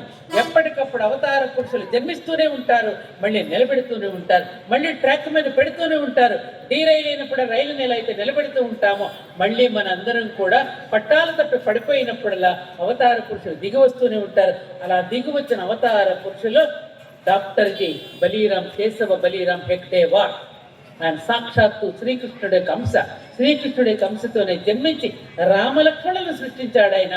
ఆ రాముడే రాష్ట్రీయ స్వయం సేవక్ సంఘ్, ఆ లక్ష్మణుడే విశ్వ హిందూ పరిషత్. యాగరక్షణ కోసం విశ్వామిత్రుడు యాగం చేస్తూ ఉంటే, యాగరక్షణ కోసం దశరథ మహారాజును కోరి ఆ యాగరక్షణను కాపాడడానికి పంపించవయ్యా అంటే, ఆ రామలక్ష్మణులు పంపించినట్టుగానే ఈ భారతదేశంలో సరిహద్దులలో సైనికులు సంరక్షిస్తూ ఉంటే, దేశం మధ్యలో ఉండి మన సంస్కృతిని రక్షిస్తున్నటువంటి సైనికులే సంఘ సేవకులు. ఇది గర్వంతో చెప్తున్నాను మీకు నేను. జై శ్రీరామ్. కాబట్టి ఓ ఆత్మీయ సోదరులారా, మత్తు వదలరా, నిద్దుర మత్తు వదలరా, ఆ మత్తులో పడితే గమ్మత్తుగా చిత్తైపోదువురా. అలాంటి మత్తులో మనల్ని పడేశారు, ఇప్పటికీ పడవేస్తూనే ఉన్నారు మనల్ని మత్తులో. అందుకనే మన పిల్లలు తినేటటువంటి పదార్థాలు పిల్లలకి ఆర్డర్ ఇచ్చి తెప్పించుకుంటున్నారు. బిర్యానీల మీద, చిప్స్ మీద, కురుకురేల మీద, రకరకాల పౌడర్లు వాటి మీద చల్లి అందమైన ప్యాకెట్లో పెట్టి, అందమైన బీరువాల్లో పెట్టి, ఆకర్షణీయంగా పెట్టి మన పిల్లల చేత మన చేత తినిపించి మనల్ని నిర్వీర్యులను చేయడానికి రకరకాల కుట్రలు జరుగుతున్నాయి. ఆ రోజుల్లో లాగా యుద్ధాలు అనేవి ఆయుధాలతో జరిగేవి కావు, బాణాలతో చేసేవి కావు, తుపాకులతో చేసేవి కావు. ఇవాళ కరోనాను ఏ విధంగా అయితే పంపించారో ఆ విధంగా చాలా రకరకాల కుట్రలన్నీ చాప కింద నీరులాగా మన మీదికి ప్రయోగిస్తున్నారు. ఎందుకంటే భారతీయుల యొక్క మేధస్సుని హరించి వేయడానికి. అందుకే అది నమ్మి మనం కూడా మన పిల్లల్ని విదేశీ విద్యల కోసం పంపిస్తున్నామమ్మా. ఆ రోజుల్లో మన దేశానికి నాగార్జున, తక్షశిల, నలంద విశ్వవిద్యాలయాలకి చదివించుకోవడానికి ఆ దేశాల నుండి మన భారతదేశానికి వచ్చి చదువుకునేవారమ్మా. మీకు తెలియదేమో కానీ ఇప్పుడు మన పిల్లల్ని ఆ యూనివర్సిటీలకు పంపిస్తూ ఉంటే, ఆ యూనివర్సిటీలో మన పిల్లలకి ఏం చెప్తున్నారో తెలుసా అమ్మ మీకు? మన రామాయణ, భారత భాగవతాలన్నీ వట్టి కట్టుకథలని, వేదాలన్నీ బూతులని, అవన్నీ ప్రాకృత జనుల పాటలని రకరకాలుగా ప్రచారం చేసి మనల్ని కానియకుండా భారతీయుడిని కాకుండా చేయడానికి కుట్రలు జరుగుతున్నాయనే సంగతిని మీరు గ్రహించుకుని ఇప్పటికైనా మేలుకోండమ్మా, మేలుకోండి. ఉత్తిష్ఠత జాగ్రత్త ప్రాప్య వరాన్విత భోజిత అన్నాడు ఆనాడే స్వామి వివేకానందుడు. ఓ భారతీయుడా మేలుకో, ఇకనైనా మేలుకో. Lay down your comforts, your pleasure, your name and fame, even your life. మీ సుఖభోగాల కోసం మీరు ఆలోచించకండి, మీ ప్రాణాలను ప్రణంగా పెట్టండి, త్యాగశీలు రవ్వండి, ఈ దేశ సంస్కృతిని రక్షించుకోండి అని ఆనాడే స్వామి వివేకానందుడి యొక్క శంకారము ఇంకా ఆగిపోలేదు, అది సాగిపోతూనే ఉన్నది. స్వామి చిన్మయానంద దగ్గర నుంచి అనేక మంది విదేశాలకు వెళ్ళి మన భారతీయతను గురించి చెప్తే ప్రపంచ దేశాలందరూ వివేకానందుడి మాటలు మాట్లాడితే 3 నిమిషాల పాటు ఆగకుండా చప్పట్లు కొట్టారంటే మన దేశం యొక్క గొప్పతనాన్ని ప్రపంచ దేశాలకు తెలియజేశాడు స్వామి వివేకానంద. రేపు 12వ తారీఖున ఆయన పుట్టినరోజుని ప్రపంచమంతా జరుపుకుంటోంది. కాబట్టి తల్లులు, ఒక్కొక్క తల్లి ఒక్కొక్క భువనేశ్వరీ దేవి కావాలమ్మా. ఒక్కొక్క తల్లి ఒక ఛత్రపతి శివాజీ తల్లి జిజాబాయి లాగా తయారైనప్పుడే ఈ దేశాన్ని మనం సంరక్షించుకోగలుగుతాం. కాబట్టి ఈ సంపద, ఈ భౌతిక సంపద అనేది శాశ్వతమైనది కాదు. నిజమైనటువంటి సంపద, మన జాతి సంపద మన పిల్లలే. మన పిల్లలు మన కడుపులో నుంచి బయటికి రావడానికి ఇది ఉపాధిగా చేసుకుంటారు తప్ప మన పిల్లలు కాదు. అది జాతికి సంబంధించిన పిల్లలు, జాతికి సంబంధించిన పిల్లలు. అందుకనే చాణక్యుడు ప్రతి ఇంటికి వెళ్ళి నాకు ఒక బిడ్డను ప్రసాదించండి అని ఆయన బిడ్డలను అర్థించాడు. ఒక్కొక్క పిల్లవాడిని సైనికుడిగా తయారు చేయడానికి నాకు ఒక పిల్లవాడిని ఇవ్వండి అని అటువంటి పిల్లల్ని ఇచ్చినటువంటి జాతిలో మనలో సర్దార్జీ దేశ సంరక్షణ కోసం సైనికులుగా నిలబెట్టినటువంటి జాతిగా మన సర్దార్జీలను మనం మెచ్చుకోవాలి. ఈ లోపల ఉండి సంరక్షిస్తున్నటువంటి స్వయం సేవకులను మనందరూ చప్పట్లు కొట్టి మనం అభినందించాలి. స్వామి వివేకానంద మరొక మాట అన్నాడు. ఏమని? కలియుగంలో నిజమైనటువంటి సన్యాసులు ప్యాంటు షర్టుల్లోనే ఉంటారన్నాడు. వాళ్ళే ఆర్ఎస్ఎస్ సేవకులు, స్వయం సేవకులు. అర్థమైందా మీకు? కలియుగంలో నిజమైనటువంటి సన్యాసులు ప్యాంటు షర్టుల్లోనే ఉంటారన్నాడు. వాళ్ళు కాషాయాలు ధరించనక్కర్లా, కాషాయాలు ధరించి పైకి కనపడరు. వాళ్ళు ప్యాంటు షర్టుల్లోనే ఉంటారు. అంటే వాళ్ళు నిష్కామం. బ్లడ్ డొనేషన్ ఎవరికైనా ఇచ్చినా ఎవరి పేరు వాళ్ళు చెప్పరు. దివిసీమ లాంటి ఉప్పెనలు వచ్చినా వాళ్ళు వెళ్ళిపోతారు సేవకు నిక్కర చొక్కా వేసుకుని. ఎక్కడ ఏ అవసరం ఉన్నా నేనున్నానంటూ పరిగెత్తుకుని వెళ్తారు. అందుకనే వానమామలే వరదాచారి వరకు మాట అంటారు, గడియారాన్ని చూపిస్తూ ఆయన అంటాడు, అర్ధరాత్రి 12 గంటలకి గడియారం చిన్నములు పెద్దములు నమస్కరిస్తోంది ఒకచోటికి చేరి. ఎవరికి? దేశ సరిహద్దుల్లో కాపాడుతున్న సైనికులకు నమస్కరిస్తోంది. మిట్ట మధ్యాహ్నం 12 గంటలకి చిన్నములు పెద్దములు 2 చేతులు జోడించి ఎవరికి నమస్కరిస్తోంది అంటే ఇక్కడ పనిచేస్తున్న కార్మిక వర్గానికి నమస్కరిస్తోంది, శ్రమ చేస్తున్నటువంటి శ్రామిక వర్గానికి నమస్కరిస్తోంది. ఎంత గొప్ప మాట, ఎంత గొప్ప భావుకత అది, ఎంత నిజమది. అది ఎప్పుడైనా మనం గుర్తుపెట్టుకుంటున్నామా? రాత్రిపూట హాయిగా నిద్రపోతున్నాము అంటే మన రక్షిస్తున్నది ఎవరు, మనల్ని కాపాడుతున్నది ఎవరు? ఇది మనకి స్పృహలో ఉండాలి. ఇది స్పృహను పెంచుకుంటూ మన పిల్లల్ని కనుక మనం అలా పెంచగలిగితే దేశం ఎంత బాగుంటుంది. మా వెంకట్రావు చెప్పినట్టుగా పిల్లలకి ఎంతవరకు చెప్తున్నాం మనం ఈ విషయాలు? ఎంతవరకు పక్కింటి వాళ్ళు అది కొన్నారు, ఇది కొన్నారు, ఆ టీవీ కొన్నారు, ఈ టీవీ కొన్నారు, ఆ చీర కొన్నారు, ఈయన కొన్నారు, ఆ బంగ్లా కొన్నారు, ఈ ప్లాట్ కొన్నారు, ఇవే తప్ప మనకి ఆ పోటీ తత్వం తప్ప నా పిల్లవాడిని వాడికంటే ఇంత గొప్పగా తయారు చేస్తాననే పోటీ ఎక్కడున్నది మనకు? జపనీస్ ఎందుకు వాళ్ళ దేశాన్ని అభివృద్ధి చేసుకుంటున్నారు, జర్మన్స్ ఎందుకు వాళ్ళ దేశాన్ని అభివృద్ధి చేసుకుంటున్నారు? అందుకని సోదరులారా, మన దేశంలో ఇప్పటికీ కూడా జరుగుతున్న పెద్ద కుట్ర ఏమిటంటే, ఇప్పటికీ దాన్నే కొనసాగిస్తూ జరుగుతున్న నేపథ్యం ఏమిటంటే, నేను ఆ కథ చెప్తే మీకు నిజంగా కరెక్ట్గా మీకు కనెక్ట్ అవుతారు. జారు చక్రవర్తుల కాలంలో క్వీన్ కేథరిన్ మహారాణి ఉండేది. ఆవిడ పరిపాలిస్తూ ఒకరోజు మంత్రులందరినీ ఇలా కూర్చోబెట్టుకుని, ఎప్పుడు సుస్థిరంగా మనమే పరిపాలించాలి అంటే మీకేమైనా ఉపాయం తోస్తే చెప్పండి రా అందట మంత్రులతో. అప్పుడు మంత్రులందరూ ఇలా తలగొక్కుంటూ, ఏమోనమ్మా మాకేమీ ఉపాయం తోచడం లేదు, అదేదో మీరే చెప్పండి అన్నారట వాళ్ళు. పాపం అప్పట్లోనే స్వతంత్రత లేదు. అమ్మ ఏది చెప్తే వీళ్ళంతా అదే గంగరెద్దులా తలుపుతారనమాట. ఇప్పటికీ అదే జరుగుతోందిగా. అలా ఏం జరుగుతుందో ఇట్లేదమ్మా మీరే చెప్పండి. ఏముందయ్యా ఇందులో పెద్దగా ఉపాయం? బాగా వినండి, నిజమైంది, గ్రామాల ప్రజలకు తప్పకుండా తెలియాలి. ఏముందమ్మా ఇందులో పెద్దగా ఉపాయం చెప్పడానికి? వీధి వీధికి పాఠశాలలు పెట్టండి, పాఠాలు మాత్రం అర్థం కాకుండా తయారు చేయండి, సిలబస్ పెంచేయండి, గాడిద పోపుడు పుస్తకాలు పెంచేయండి, అటెండెన్స్ వేసుకుంటే పాస్ చేసేయండి. అటెండెన్స్ వేసుకుంటే ఎలాగో పాస్ అయిపోతాడు కదా అని పిల్లవాడు గ్రౌండ్లో ఆడుకుంటాడు, మా పిల్లవాడు ఎలాగో పాస్ అయిపోతున్నాడుగా, తల్లిదండ్రులు హ్యాపీగా బ్రతికేస్తారు, ఇది ప్రవేశపెట్టండి డిటైనింగ్ సిస్టమ్. అప్పుడు ఒకడు ఆలోచించి, అమ్మ మరి ఇలాంటి విద్యా విధానం వల్ల మానసిక వికాసం ఎలా పెరుగుతుందమ్మా విద్యార్థులు అని అడిగాడు. పేరు వెంగళ, మానసిక వికాసం పెరగకుండా ఉండేందుకే కదరా నేనే విద్యా విధానం ప్రవేశపెట్టమన్నది. మీరు ఇంకొక స్టెప్ ముందుకు వేయండి, వాడికి హాయిగా అశ్లీల చిత్రాలని మార్కెట్లోకి వారానికి ఒకటి విడుదల చేయండి. ఇంట్లో ఎదిరింటి మొగుడు పక్కింటి పెళ్ళాం, నిన్నే పెళ్ళాడతా, ఏవేవి ఉంటాయి కదా టైటిల్స్తో, అలాంటి సినిమాలు తీసేయండి వారానికి ఒకటి. జ్యోతి చిత్రంలో సితారలు లాంటి మ్యాగజైన్లు, డిటెక్టివ్లు, బడ్డీ కొట్టల నిండా వేలాడదీయండి. బాగా అర్థం చేసుకోండి సుమా నేను చెప్పేది. జ్యోత గృహాలు తెరవండి, కళ్ళ దుకాణాలు, సారా దుకాణాలు వీధికి ఒకటి పెట్టేయండి, అడుగడుగున పెట్టేయండి సారా దుకాణాలు, రేస్ కోర్సులు పెట్టేయండి, గుర్ర పందాలు పెట్టి, ఏమి మీ ఇష్టం వచ్చినట్టు పెట్టి అశ్లీల సాహిత్యాన్ని, అశ్లీల చిత్రాలని మార్కెట్లోకి తీసుకెళ్ళండి. అప్పుడు వీడు ఈజీగా డబ్బు సంపాదించడానికి వెంపర్లాడతాడు. ఒక పేకాడుకుంటాడు, సంపాదిస్తాడు, ఆ డబ్బు ఎక్కడ జోదంలో పెడతాడు, ఓడిపోతాడు. ఈజీగా డబ్బు ఎట్లా, రాత్రికి తాగడానికి డబ్బులేవి. ఆ సమయంలో కరెక్ట్గా మీరు వెళ్ళండి, క్యాష్ చేసుకోవడానికి ఇక మీరు బయలుదేరండి. వాడి చేతిలో ఒక సారా ప్యాకెట్ పెట్టి ఒక 500 రూపాయల నాటి వాడి చేతికి ఇచ్చి మీకు ఓటు వేయమని అడగండి. అప్పుడు చచ్చినట్టు వాడు డబ్బు తీసుకుని తాగడానికి మీకు ఓటు వేస్తాడు. ఈ విధానం మీరు ప్రవేశపెట్టండి. అప్పుడు మనంగా ఇంకెవరు గెలుస్తారా అని ఈ ఉపాయం చెప్పేసింది. ఇంకేముంది, 14 సంవత్సరాలు ఈ విధానంతో పరిపాలించింది. ఇప్పుడు అలా జరగడం లేదా?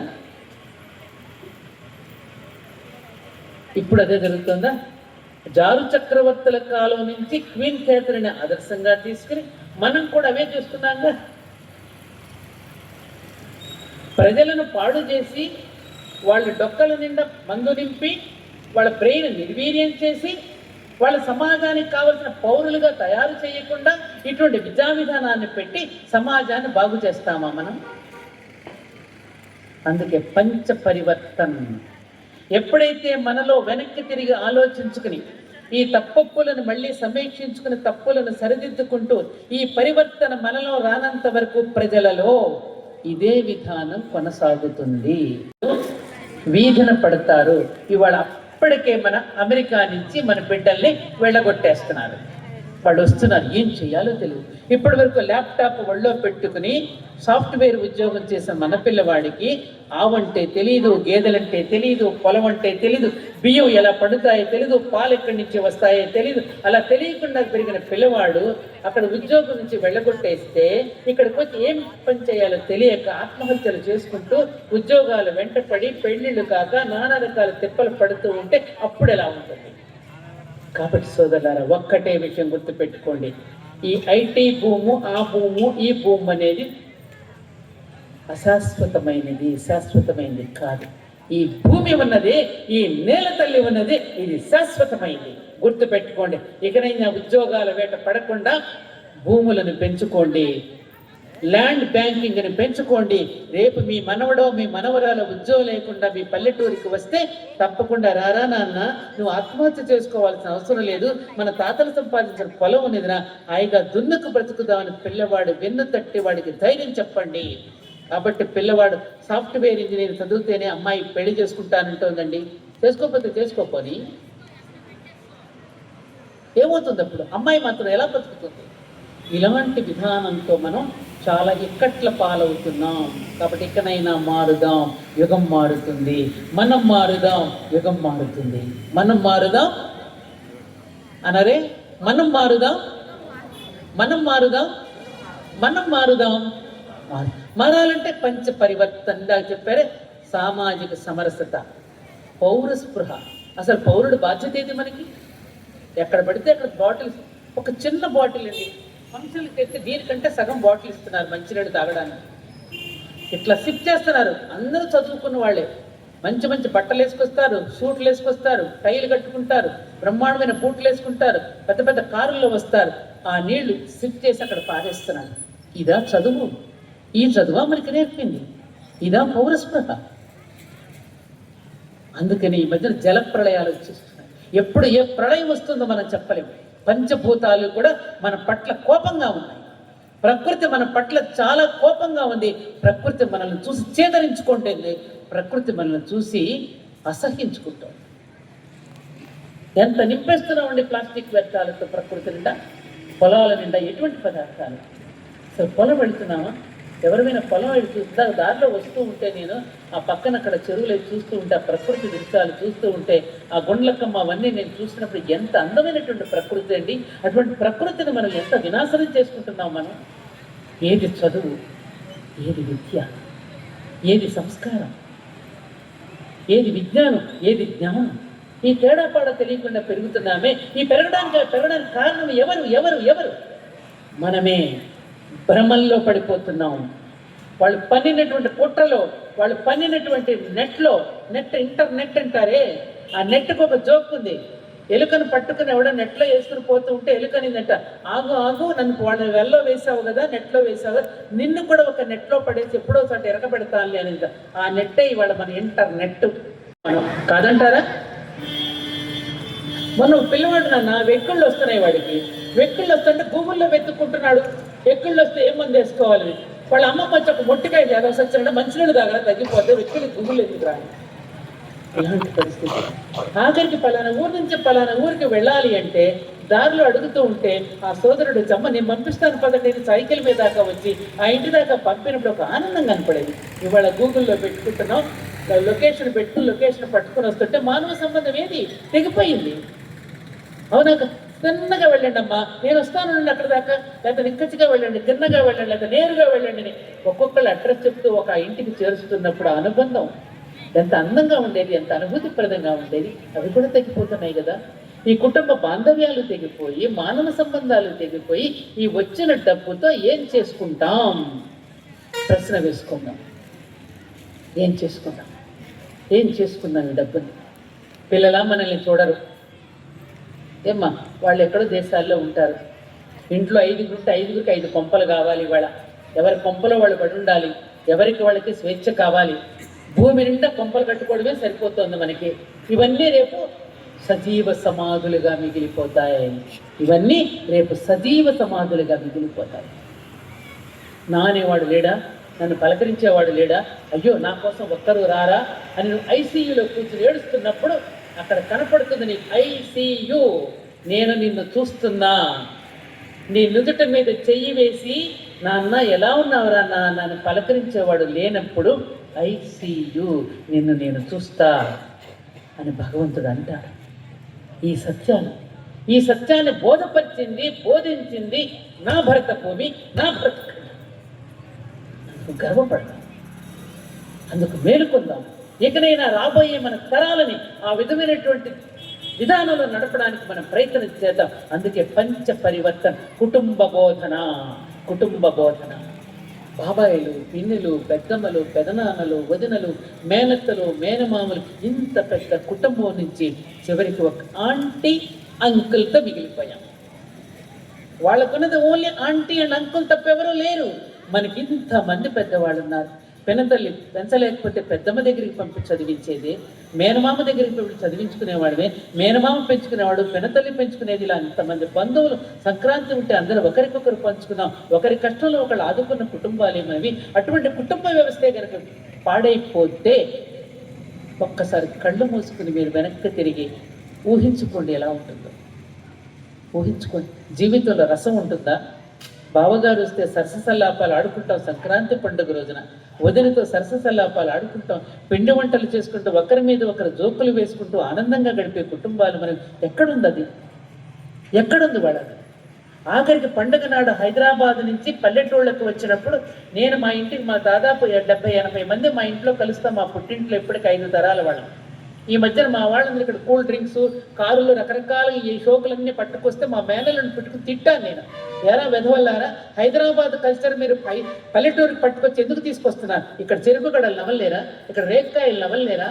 కనీసం నవ్వితే మీకు దవడలకు మంచిదని మీకు తెలియదా? అవి కూడా ముక్కలు కోసుకుని తింటారా మీరు? అది నవ్వితే ఎంత అందంగా ఉంటుంది. అరిసెలు, ఆ బూరులు, ఇటువంటి పిండి వంటలు ఉంటే అక్కడి నుంచి చిప్స్ అవన్నీ పట్టుకొచ్చి అక్కడ తగలబెడుతున్నారు. ఆ ప్లాస్టిక్ కవర్లన్నీ మళ్ళీ పల్లెటూరు నిండా పడి వీళ్ళని చూసి పక్కన వీళ్ళు ఇంత బాగున్నారు, ఇన్ని కార్లు వేసుకొస్తున్నారు, ఇంత బాగున్నారు, మనకు లేవే అని మళ్ళీ వాళ్ళ కళ్ళలో ఎర్రజీరలు బాగుతాయి. ఇవన్నీ ఎవరు చేస్తున్న పనులు? ఇవన్నీ కరెక్ట్ అంటారా? ఏమండి ఇదంతా కరెక్టా? బాబాయ్ చెప్పండి, మీరు పక్కనే కూర్చున్నారు. కరెక్టా? మీరు ఆలోచించండి. మనం చెడిపోతే ఇతరులు కూడా చెడగొడుతున్నాం. మనం అదే పౌరస్పృహ. మనం చేసే పని సమాజంలో దాని ఇంపాక్ట్ ఒకళ్ళ మీద పడకూడదు. 2000-3000 పెట్టి కుక్కర్లు ఇస్తున్నారు రిటర్న్ గిఫ్ట్ల కింద. పోనీ తీరా అమ్మాయి ఏమైనా కాపురం చేస్తుందంటే అది గ్యారెంటీ లేదు. 3వ రోజుకే వచ్చేస్తుంది. దేనికోసం ఆలోచిద్దాం. ఇదేదో ఆషామాషిగా రాముల వారి ముందు కూర్చుని మనం మాట్లాడుకుంటున్నది తమాషా కోసం కూడా ఆషామాషిగా మాట్లాడుకుంటున్న విషయాలు కావి. గంభీరమైనటువంటి విషయాలు, మనందరం సీరియస్గా తీసుకోవలసినటువంటి విషయాలు. ఇవాళ మన పిల్లలైతే రేపు మరొక పిల్లలు ఉంటారు. చూడండి, కోట్లు ఖర్చు పెట్టి పెళ్లి చేస్తున్నారు. నేను ఒకందరికీ ఒకటే చెప్తున్నా, మీరు వాళ్ళ పెళ్లి ఇందాక ఆయన చేసినట్టు 18,000 రూపాయలతో పెళ్లి చేయండి. 10 సంవత్సరాల పాటు హాయిగా వాళ్ళు కాపురం చేస్తూ ఉంటే ఆ 10 సంవత్సరాలకి ఇలాంటి చోట్ల ఒక పెద్ద మంచి కమ్యూనిటీ హాల్లో సభ పెట్టండి, అభినందించండి, అందరూ దండలు వేయండి, వీలైతే ఏనుగు అంబారి మీద ఊరేగించండి వాళ్ళని. మరి 10 సంవత్సరాలు హాయిగా కాపురం చేస్తారు ఈ ఎనర్జీతో అని చెప్తున్నా. ఏమైనా ఉంది సలహా? మీకు నచ్చిందా? మీకు నచ్చింది ఇంకొకళ్ళకి నచ్చినట్టు వాళ్ళు హాయిగా బతికేస్తారు. ఎందుకంటే కష్టాలన్నీ వచ్చేది మగాళ్ళకి మన వల్లే. ఏమంటే వాళ్ళు అంత బాగా చేస్తారు, మనం చేయకపోతే ఏమైనా అనుకుంటారేమో, వాళ్ళు రిటర్న్ గిఫ్ట్లు ఇచ్చారు, మనం ఇవ్వకపోతే బాగోదేమో, వాళ్ళంత పట్టు చేరుకున్నారు అమ్మాయికి, మనం కట్టబెట్టకపోతే బాగోదేమో, ఈ ఆలోచనలు ఎవరికి? మగవాళ్ళకి రావు, మనకే వచ్చేది. ఒప్పుకుంటున్నారు కదమ్మా, కదా? మరి చప్పట్లు కొట్టరే కదమ్మా? అందుకని పౌరస్పృహ, దాన్నే పౌరస్పృహ, పౌరుడి యొక్క బాధ్యత. మనం చేసే పని సమాజం మీద దాని ఇంపాక్ట్ పడకుండా ఉండడం కోసం మన పూర్వీకులు, మన తాత ముత్తాతలు అందరం కలిసి గ్రామంలో ఉంటే పలానా ఊర్లో ఇంట్లో పెళ్ళి అవుతుంది అని గ్రామంలో ఉన్న ప్రతి వర్గం వాళ్ళు కూడా పాల్గొనేవారు. మన సంక్రాంతి పండుగ మన ఇళ్లలో జరుగుతూ ఉంటే మన గ్రామాలలో ప్రతి వృత్తి సోదరుడు మన ఇంటికి వచ్చి భోజనం చేస్తారు. అందరం కలిసి భోజనం చేస్తాం. ఎవరు లేకపోతే జరుగుతుంది? కంసాలి సోదరుడు, కుమ్మరి సోదరుడు, కమ్మరి సోదరుడు, చాకలి సోదరుడు, మాదిగ సోదరుడు, అన్ని వర్గాలు కావాలి, సమాజానికి అందాలి. దేవుడు ఒక్కడే, దేవతలు ఎందరో. మళ్ళీ అక్కడికే వస్తున్నాను. దేహి ఒక్కటే, దేహ భాగములు ఎన్నో. అమ్మ కడుపులో పడినప్పుడు నేను మాంసపు ముద్దను మాత్రమే. ఈ మాంసపు ముద్దకి కాళ్ళు, చేతులు, చెవులు, ముక్కు, నాలుక, వ్రేళ్ళు ఇవన్నీ ఎలా అయితే అంగాలుగా వచ్చాయో ఈ సమాజానికి కూడా అంగాలు. ఈ సమాజంలో ఉన్న అంగాల నుంచే, అంగరాజ్యం నుంచే రాజ్యాంగం అనేది రూపుదిద్దుకున్నది. ఎవరి పోర్ట్ఫోలియో వాళ్ళదే. గణపతి అధ్యక్షుడు, కుమారస్వామి సేనాధిపతి, Saraswatidevi education department, Lakshmi finance department, Durgadevi ఏమో డిఫెన్స్ డిపార్ట్మెంటు. ఒక్కొక్కరు ఒక్కొక్క పోర్ట్ఫోలియో తీసుకున్నట్టుగానే ముక్కు వాసన చూస్తోంది, చెవులు వింటున్నాయి, తల ఆలోచిస్తోంది, కళ్ళు చూస్తున్నాయి, చేతులు పనిచేస్తూ ఉన్నాయి, కాళ్ళు నడుస్తున్నాయి. అంగరాజ్యం నుంచే రాజ్యాంగం అనేది రూపుదిద్దుకున్నది. ఈ విభాగాలన్నీ సృష్టి నడవడానికే కానీ విభాగాల మధ్య విభేదాలు కనుక పుట్టుకొస్తే ప్రమాదకరం. ఈ విభాగాల మధ్య ఉన్నటువంటి దాన్ని అర్థం చేసుకుంటే మనలో వివేకం జనిస్తుంది. లేకపోతే విభేదాలతో కొట్టుకుంటాం. స్త్రీ పురుషుల మధ్య కూడా విభాగమే ఉన్నది తప్ప విభేదం లేదు. ఈ స్త్రీ పురుషుల మధ్య విభాగం సృష్టి నడవదు. అందుకని అది విభాగం మాత్రమే తప్ప విభాగం మధ్య విభేదం లేదు. ఈ విషయాలను కనుక మనం చెప్పకపోతే ఎలా నడుస్తుంది? అందుకనే దేవాలయాలు సమాజ సంక్షేమ కేంద్రాలు. ఇవాళ ఇక్కడ కూర్చున్నాము అంటే రామాలయం సన్నిధిలో ఇది పూర్వం నుంచి నడుస్తున్నటువంటి గొప్ప సంప్రదాయం. దేవాలయం సమాజ సంక్షేమ కేంద్రం. చూడండి, మన పూర్వీకులు ఎలా రచన చేశారు. శరీరానికి గుండె ఎటువంటిదో ఊరికి దేవాలయం అటువంటిది. శరీరంలో ఉన్న గుండె ఏం చేస్తోంది? మలిన రక్తాన్ని శుభ్రం చేసి ఆయా శరీర భాగాలకి పంపింగ్ చేస్తోంది కదా. మలినమైన మన మనసులని ఎప్పటికప్పుడు శుభ్రం చేసి మనలో ఉన్న మానవత్వాన్ని మేలుకొలుపుతూ, మనలో ఉన్న దైవత్వాన్ని మేలుకొలుపుతూ మనల్ని మనిషి నుండి మనీషి వరకు తీసుకువెళ్ళేది దేవాలయము. అది మనకిచ్చినటువంటి పూర్వీకులు ఇచ్చినటువంటి గొప్ప సంప్రదాయం. పూర్వపు రోజుల్లో మనకి కోర్టులు లేవు, పోలీసు వ్యవస్థ లేదు మనకి. ఎందుకంటే ఒక్క దొంగ కూడా, ఒక్క భిక్షగాడు కూడా లేనటువంటి దేశం ఇదని చెప్పి బేబింగ్టన్ మెకాలే బ్రిటిష్ పార్లమెంట్లో చెప్పాడు. నేను భారతదేశం అమూలాగ్రము సంచరించి వచ్చాను, ఒక్క దొంగ నాకు కనపడలేదు, ఒక భిక్షగాడు నాకు తారసపడలేదు భారతదేశంలో. అటువంటి భారతదేశాన్ని జయించడం చాలా కష్టం. అందుకని నేను ఒక ఎత్తుగడ వేశాను. వాళ్ళని పరాధీనులు చేయడం ఎలాగో ఎత్తుగడ వేసి వాళ్ళ సంస్కృత భాషను తీసేసి నేను ఇంగ్లీషు విధానాన్ని వాళ్ళకి ప్రవేశపెట్టి వచ్చానన్నాడు.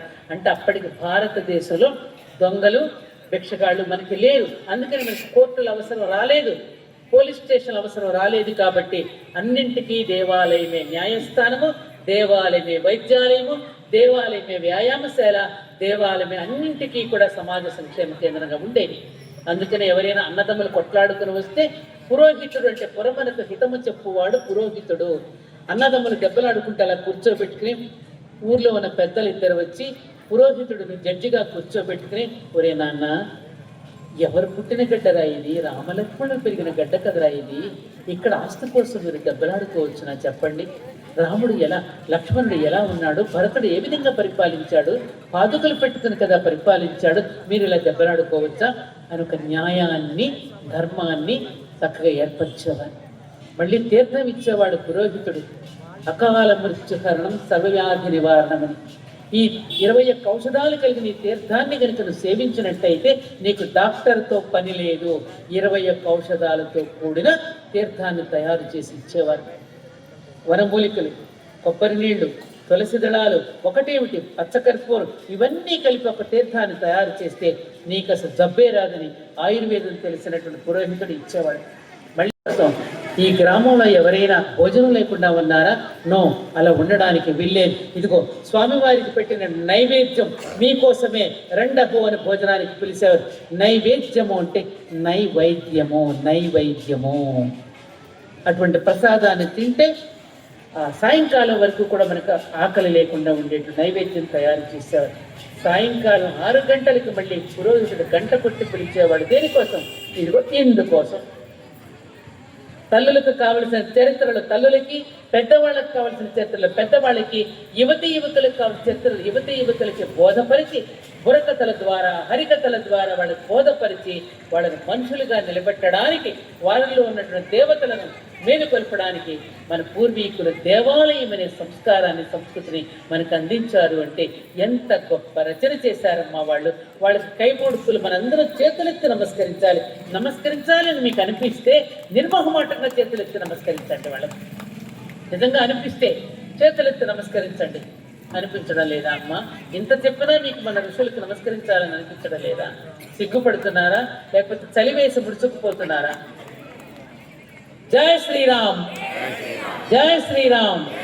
అందుకే ఆ మహానుభావుడు ఆ పాట పాడాడు. మత్తు వదలరా నిద్దుర మత్తు వదలరా, ఆ మత్తులో పడితే గమ్మత్తుగా చిత్తయిపోదువురా. జీవితమన సగభాగము నిద్దురకే సరిపోవు, మిగిలిన ఆ సగభాగం చిత్తశుద్ధి లేకపోవు. ఇప్పుడు ఆ చిత్తశుద్ధి లేకపోవడంలో మిగిలిన ఆ సగభాగం కూడా ట్రాఫిక్లో వేస్ట్ అయిపోతుంది, యూటర్న్లో వేస్ట్ అయిపోతుంది, సెల్ ఫోన్లో ఫోటోలు తీసుకోవడంలో వేస్ట్ అయిపోతుంది. ఇంకా మనం సాధించుకొచ్చేది ఎప్పుడు? ఇంకా మనం ఆలోచించండి. అంటే పంచ పరివర్తన ఎప్పటికైనా మారుదాం. మన కుటుంబ వ్యవస్థను పటిష్టం చేసుకోవాలి. మన పిల్లలకి చదువుతో పాటు పౌరస్పృహను కూడా నేర్పాలి. ఎక్కడ పడితే అక్కడ కాగితాలు వేయకుండా, ఎక్కడ పడితే అక్కడ తిరిగి పడేసేయకుండా. జర్మనీ ఒక లేడీ ఒక ట్రైన్లో ప్రయాణం చేస్తూ ఉన్నప్పుడు మన వేరుశనగ తొక్కలు, అరటి తొక్కలు ట్రైన్లో బారేస్తాం కదా, ఎక్కడ పడితే తినేది. ఇప్పటికే అదే అలవాటు మనకి. ఆవిడ చూసి ఆ చెత్తంతా ఒక సిల్క్ మూటలో మూట కట్టి పక్కన పెడితే మన వాళ్ళు అడిగారు, ఏంటమ్మా అదేంటి అంత చెత్తంతా కలిసి అంత అందమైన సిల్క్ మూటలో కట్టాము ఏంటంటే, ఈ చెత్తంతటిని మీకు చూపించి మీకు జగుప్స కలిగించే అధికారం నాకు ఎక్కడున్నది, అందుకని మీ కళ్ళకు అందంగా కనిపించడం కోసం సిల్క్ మూటలో మూట కట్టానండి. అది వాళ్ళకున్న స్పృహ. మనకున్న స్పృహ ఇది. ఇకనైనా నోళ్ళు పెగలటలా. ఇకనైనా ఏంటిది? కరవది అంటే నేను రాక్షసుడిని సంహరించినటువంటి ఒక భూమిగా, ప్రతాపరుద్రుడు సంచరించిన భూమిగా నేను పేరు పెడితే వింటే మీరేమి నోరు పెళ్ళనట్లా? ఇకనైనా మారుదాం. అందుకని ఈ పంచ పరివర్తన అనేది ఇవాళ ప్రతి నోట, ప్రతి ఇంట మనం ప్రచారం చేయాల్సిన అవసరం ఉన్నది. ప్రతి పౌరుడు ఒక భారతీయుడిగా నిలబడగలగాలి. ప్రతి పౌరుడికి ఈ నేల తల్లి ఆశ్రయం ఇచ్చింది. ప్రతి పౌరుడికి ఈ నేల తల్లి పండ్లనిస్తోంది, పూలనిస్తోంది, నడవనిస్తోంది, నీడనిస్తోంది, అన్నీ ఇస్తోంది. ఈ భూమి రుణం తీర్చుకోవాలి అంటే మనం మనుషులుగా ఉండాలి. అందుకనే బ్రహ్మదేవుడు ఒక బొమ్మను తయారు చేసి అందులో శక్తి, యుక్తి, తెలివితేటలు అన్నీ రంగరించి పోసి ఒక బొమ్మను తయారు చేశాట. ఈ బొమ్మను ఎక్కడికి వదిలిపెడదామా అని ఆలోచిస్తూ ఉండగా ఆకాశంలో నుంచి ఒక పక్షి వచ్చి, ఏమంటే మా ఆకాశంలో వదిలిపెట్టమంటే అప్పుడు బ్రహ్మన్, బాబు వీడు ప్రాణాంతకుడు, దేవాంతకుడు, ప్రాణాంతకుడు, వీడిని ఆకాశంలో వదిలిపెడితే ఆకాశాన్ని కూడా జయించేస్తాడు. మళ్ళీ నేల మీద నుంచి పందికొక్కు వచ్చి మా భూమి మీద వదిలిపెట్టమనిట, అమ్మ వీడు భూమిని కూడా జయించేస్తాడు, వీడు ప్రాణాంతకుడు అని చెప్తే ఇంకొకళ్ళు ఎవరు, నీళ్ళలో సముద్రంలో వదిలిపెట్టమంటే బాబా సముద్రాన్ని కూడా వీడు జయించేస్తాడు. అప్పుడు ఎవరో వచ్చి సలహా ఇచ్చారు, మనిషిలోనే వదిలిపెట్టండి, దాన్ని జయించలేడు వాడికి. ఇవాళ మనల్ని మనం జయించలేకపోవడానికి కారణం మనలో కమిట్మెంట్ లేదు. మానేస్తున్నారా మీరు? వేసవికాలం వచ్చిందని కాళ్ళు మండుతూ ఉంటే చెప్పులు వేసుకోకుండా మీరు ఉంటున్నారా? చెప్పులు వేసుకున్న వేడిని దమ్మించడం లేదా? వర్షాకాలం అది మరింతగా పెరిగి మనల్ని కానివ్వకుండా చేస్తుంది. కాబట్టి ఆ కలిని దమించిన పరీక్షిత్తులాగా, ఒక వీరాంజనేయుడిలాగా మనందరం ఎగిసిపడినప్పుడే, దాన్ని ఖండించగలిగినప్పుడే మనం అక్కడ నువ్వు ఉండమన్నాడు. వ్యభిచారంలో నువ్వు ఉండు. భారతీయ ధర్మంలో దాంపత్యం అనేది ఒక పవిత్రమైన యజ్ఞం. ఆ పవిత్రమైన యజ్ఞాన్ని పవిత్రంగా నిర్వహిస్తే గొప్ప వ్యక్తులు పుడతారు, గొప్ప సంతానం కలుగుతుంది. అది ఎక్కడైనా మైలపడుతోంది అంటే అక్కడ నువ్వు ఉన్నట్టు లెక్క. అటువంటి పాతివ్రత్య ధర్మాన్ని నాశనం చేయడానికి అక్కడ నువ్వు ఉన్నట్టు లెక్క. కాబట్టి వ్యభిచారంలో నువ్వు ఉండమన్నాడు. ఇక ఇంకొకటి ఏమిటి? జోదం ఆడేవాడు కూడా పెళ్ళాన్ని కూడా పణంగా పెట్టే స్థితిలోకి దిగజారిపోతాడు. అలాంటి చోటు కూడా నువ్వు ఉండమంటే, అప్పుడు అన్ని పనికిరాని చోట్లే ఇచ్చావు కదయ్యా, ఒక్క మంచి చోటు ప్రసాదించమంటే అయితే బంగారంలో కూడా నువ్వు ఉండమన్నాడు. అప్పటికప్పుడు పరీక్షిత్ మహారాజు కిరీటంలో కూడా బంగారంలోకి ప్రవేశించాడు. ఆయనలో కూడా అవలక్షణం వచ్చేసింది. తపస్సు చేస్తున్న ముని మెడలో చచ్చిపోయిన పామును వేసేశాడు. ప్రారంభమైపోయింది కలి. కాబట్టి కలిని మన దేశం నుంచి వెళ్ళగొట్టాలి అంటే ప్రభుత్వాలు మద్యం దుకాణాలు ఎత్తివేయాలి, పబ్బులు క్లబ్బులు పెట్టేయకుండా ఎత్తిపాడేయాలి, జోద గృహాలు తెరవకూడదు, కోడి పందాల్లో బెట్టలు కాసి కోడి పందాలు వేయకూడదు. ఆ విధంగా భార్య మెడల్లో ఉన్న మంగళసూత్రాలు కూడా తాకట్టు పెట్టి తీసుకుని వస్తే ఏ స్త్రీ కన్నీరు కారుస్తుందో ఆ నేల తల్లి ఎప్పుడు క్షమించదు. ఆ ద్రౌపది యొక్క కన్నీరు ఈ భూమి మీద పడినప్పుడే యుద్ధం వచ్చింది. సీతాదేవి కన్నీరు ఈ భూమి మీద పడిన యుద్ధం వచ్చింది. అట్లా తాగి వచ్చి ఆడవాళ్ళని కనుక బాధ పెడితే మళ్ళీ ధరిత్రి క్షమించదు. అందుకని ఈ 4 చోట్ల ఎక్కడైతే కలిపురుషుడు ఉన్నాడో, ఎక్కడ మద్యం తాగుతున్నారో, ఎక్కడ వ్యభిచారం జరుగుతుందో, ఎక్కడ జూదం ఆడుతారో ఆ చోట్ల నుండి కలిపురుషుడిని వెళ్ళగొట్టాలంటే ప్రజలు మేలుకోవాలి. ఇవేవి మాకొద్దు, ఉచితాలు మాకొద్దు, మద్యాలు మాకొద్దు, జోదాలు మాకొద్దు, మేము ఆరోగ్యకరంగా ఉండాలని మనం నిర్ణయించుకున్నప్పుడు ప్రభుత్వాలు దారిన పడతాయి, మనము దారిన పడతాం, దేశం సుభిక్షంగా ఉంటుంది. అందుకని మళ్ళీ మనం మారుదాం, యుగం మారుతుంది. మనం మారుదాం, యుగం మారుతుంది. కాబట్టి ఆఖరిగా ఒక్క మాట, వర్షాకాలంలో చల్లిన విత్తనాల మీదనే రాబోయే వ్యవసాయం అంతా ఆధారపడి ఉన్నట్టుగా ఇప్పుడు మనం తయారు చేసుకున్న పిల్లల మీదనే, ఇప్పుడు మనం తయారైనటువంటి పౌరుల మీదనే రాబోయే సత్యయుగం కూడా ఆధారపడి ఉన్నది. అందుకని రాబోయే సత్యయుగానికి మంచి విత్తనాలుగా మనందరం తయారైతే సత్యయుగం ఆరంభమవుతుంది. కృతయుగానికి మనం నాంది పలికిన వాళ్ళం అవుతాం. కాబట్టి కృతయుగానికి కావలసిన మేలు విత్తనాలుగా తయారవుదామా, తాలు విత్తనాలుగా కాలగర్భంలో కలిసిపోదామా, ఊరు పేరు లేకుండా, లేకపోతే సత్యయుగం ఆరంభానికి మేలు విత్తనాలుగా బేస్మెంట్లో వేసేటటువంటి ఏమంటారు దాన్ని, ఫౌండేషన్ లాగా ఉందామా ఆలోచించండి. ఫౌండేషన్ స్టోన్లో ఉందామా, కాలగర్భంలో కలిసిపోదామా? అలా అని కనుక అందరూ అనుకుంటే ఈ భూమి నిలబడేదా? ఒక వివేకానందుడు పుట్టకపోతే, ఒక రామకృష్ణ పరమహంస పుట్టకపోతే, ఒక రమణ మహర్షి పుట్టకపోతే, ఒక లాల్ బహదూర్ శాస్త్రిజీ, ఒక సర్దార్ వల్లభాయ్ పటేల్, వీళ్ళందరూ పుట్టకపోతే ఏమయ్యేవాళ్ళం మనం? ఎప్పటికప్పుడు సంస్కరించుకుంటూ వచ్చారు. ఒక వీరేశలింగం పంతులు గారు, ఎంతమంది మహానుభావులు అవతరించి ఎప్పటికప్పుడు సంస్కరించుకుంటూ వస్తే వాళ్ళు ఇలా నిలబడగలిగాం మనం. మరి వాళ్ళందరూ రుణం తీర్చుకోవద్దా మనం? ఈ భూమికి రుణం తీర్చుకోవద్దా? ఈ ఋషులకు రుణం తీర్చుకోవద్దా? ఈ పండుగలు, ఈ పబ్బాలు, ఈ పర్వదినాలు ఇంత కలివిడితనంతో మనందరికీ ఇస్తున్నటువంటి ఆ మహర్షులకి ఏమిచ్చి రుణం తీర్చుకోగలం మనం? ఆలోచించండి. అందుకని మహానుభావులందరికీ చేతులెత్తి నమస్కరిస్తూ మన పూర్వీకులు చెప్పిన ఒకే ఒక్క మాట, if there is a righteousness in the heart, there will be beauty in the character. If there is a beauty in the character, there will be harmony in the home. If there is harmony in the home, there will be order in the nation. When there is order in the nation, there will be peace in the world. హృదయంలో సన్మార్గం ఉంటే శీలంలో సౌందర్యం ఉంటుంది. శీలంలో సౌందర్యం ఉంటే ఇంటిలో ఐక్యత వస్తుంది. ఇంటిలో ఐక్యత వస్తే జాతిలో పద్ధతి వస్తుంది. జాతిలో పద్ధతి వస్తే ప్రపంచం శాంతియుతంగా ఉంటుంది. ఆ ప్రపంచం శాంతియుతంగా ఉండాలంటే ఇందాక సోదరుడు చెప్పినట్టుగా అప్పుడు ఇప్పుడు ఎప్పుడు విశ్వగురు స్థానంలో ఉన్న మన భారత మాతని ఆ విశ్వగురు స్థానంలో శోభాయమానంగా ఆమె ఒంటి నిండా వేసిన గాయాలని, ఆ భారతమాత ఒంటి నిండా మనం వేసిన గాయాలని మాన్పించే సైనికులుగా మనం తయారయ్యి నా భరతత్వం కీర్తి తెచ్చేలాగా ఈ జాతి బిడ్డలని కనుక తయారు చేస్తే అప్పుడు కదమ్మా భారతమాతకు జయజయులు, బంగారు భూమికి జయజయులు, ఆసేతు హిమాచల దివ్యదాత్రికి జయజయులు అని పాడుకునే అర్హత అప్పుడు కదమ్మా మనకు లభించేది. కేవలం ఎన్ని మాట్లాడుతున్న లిప్ సర్వీస్, పెదాలతో మాట్లాడుకోవటం, గుండెల నిండా చీల్చుకు వచ్చే దేశభక్తి, ఆ జాతీయ భావన, సామాజిక స్పృహ ఇవన్నీ మనం కోల్పోతే మృగాల కంటే హీనంగా బ్రతుకుతాం.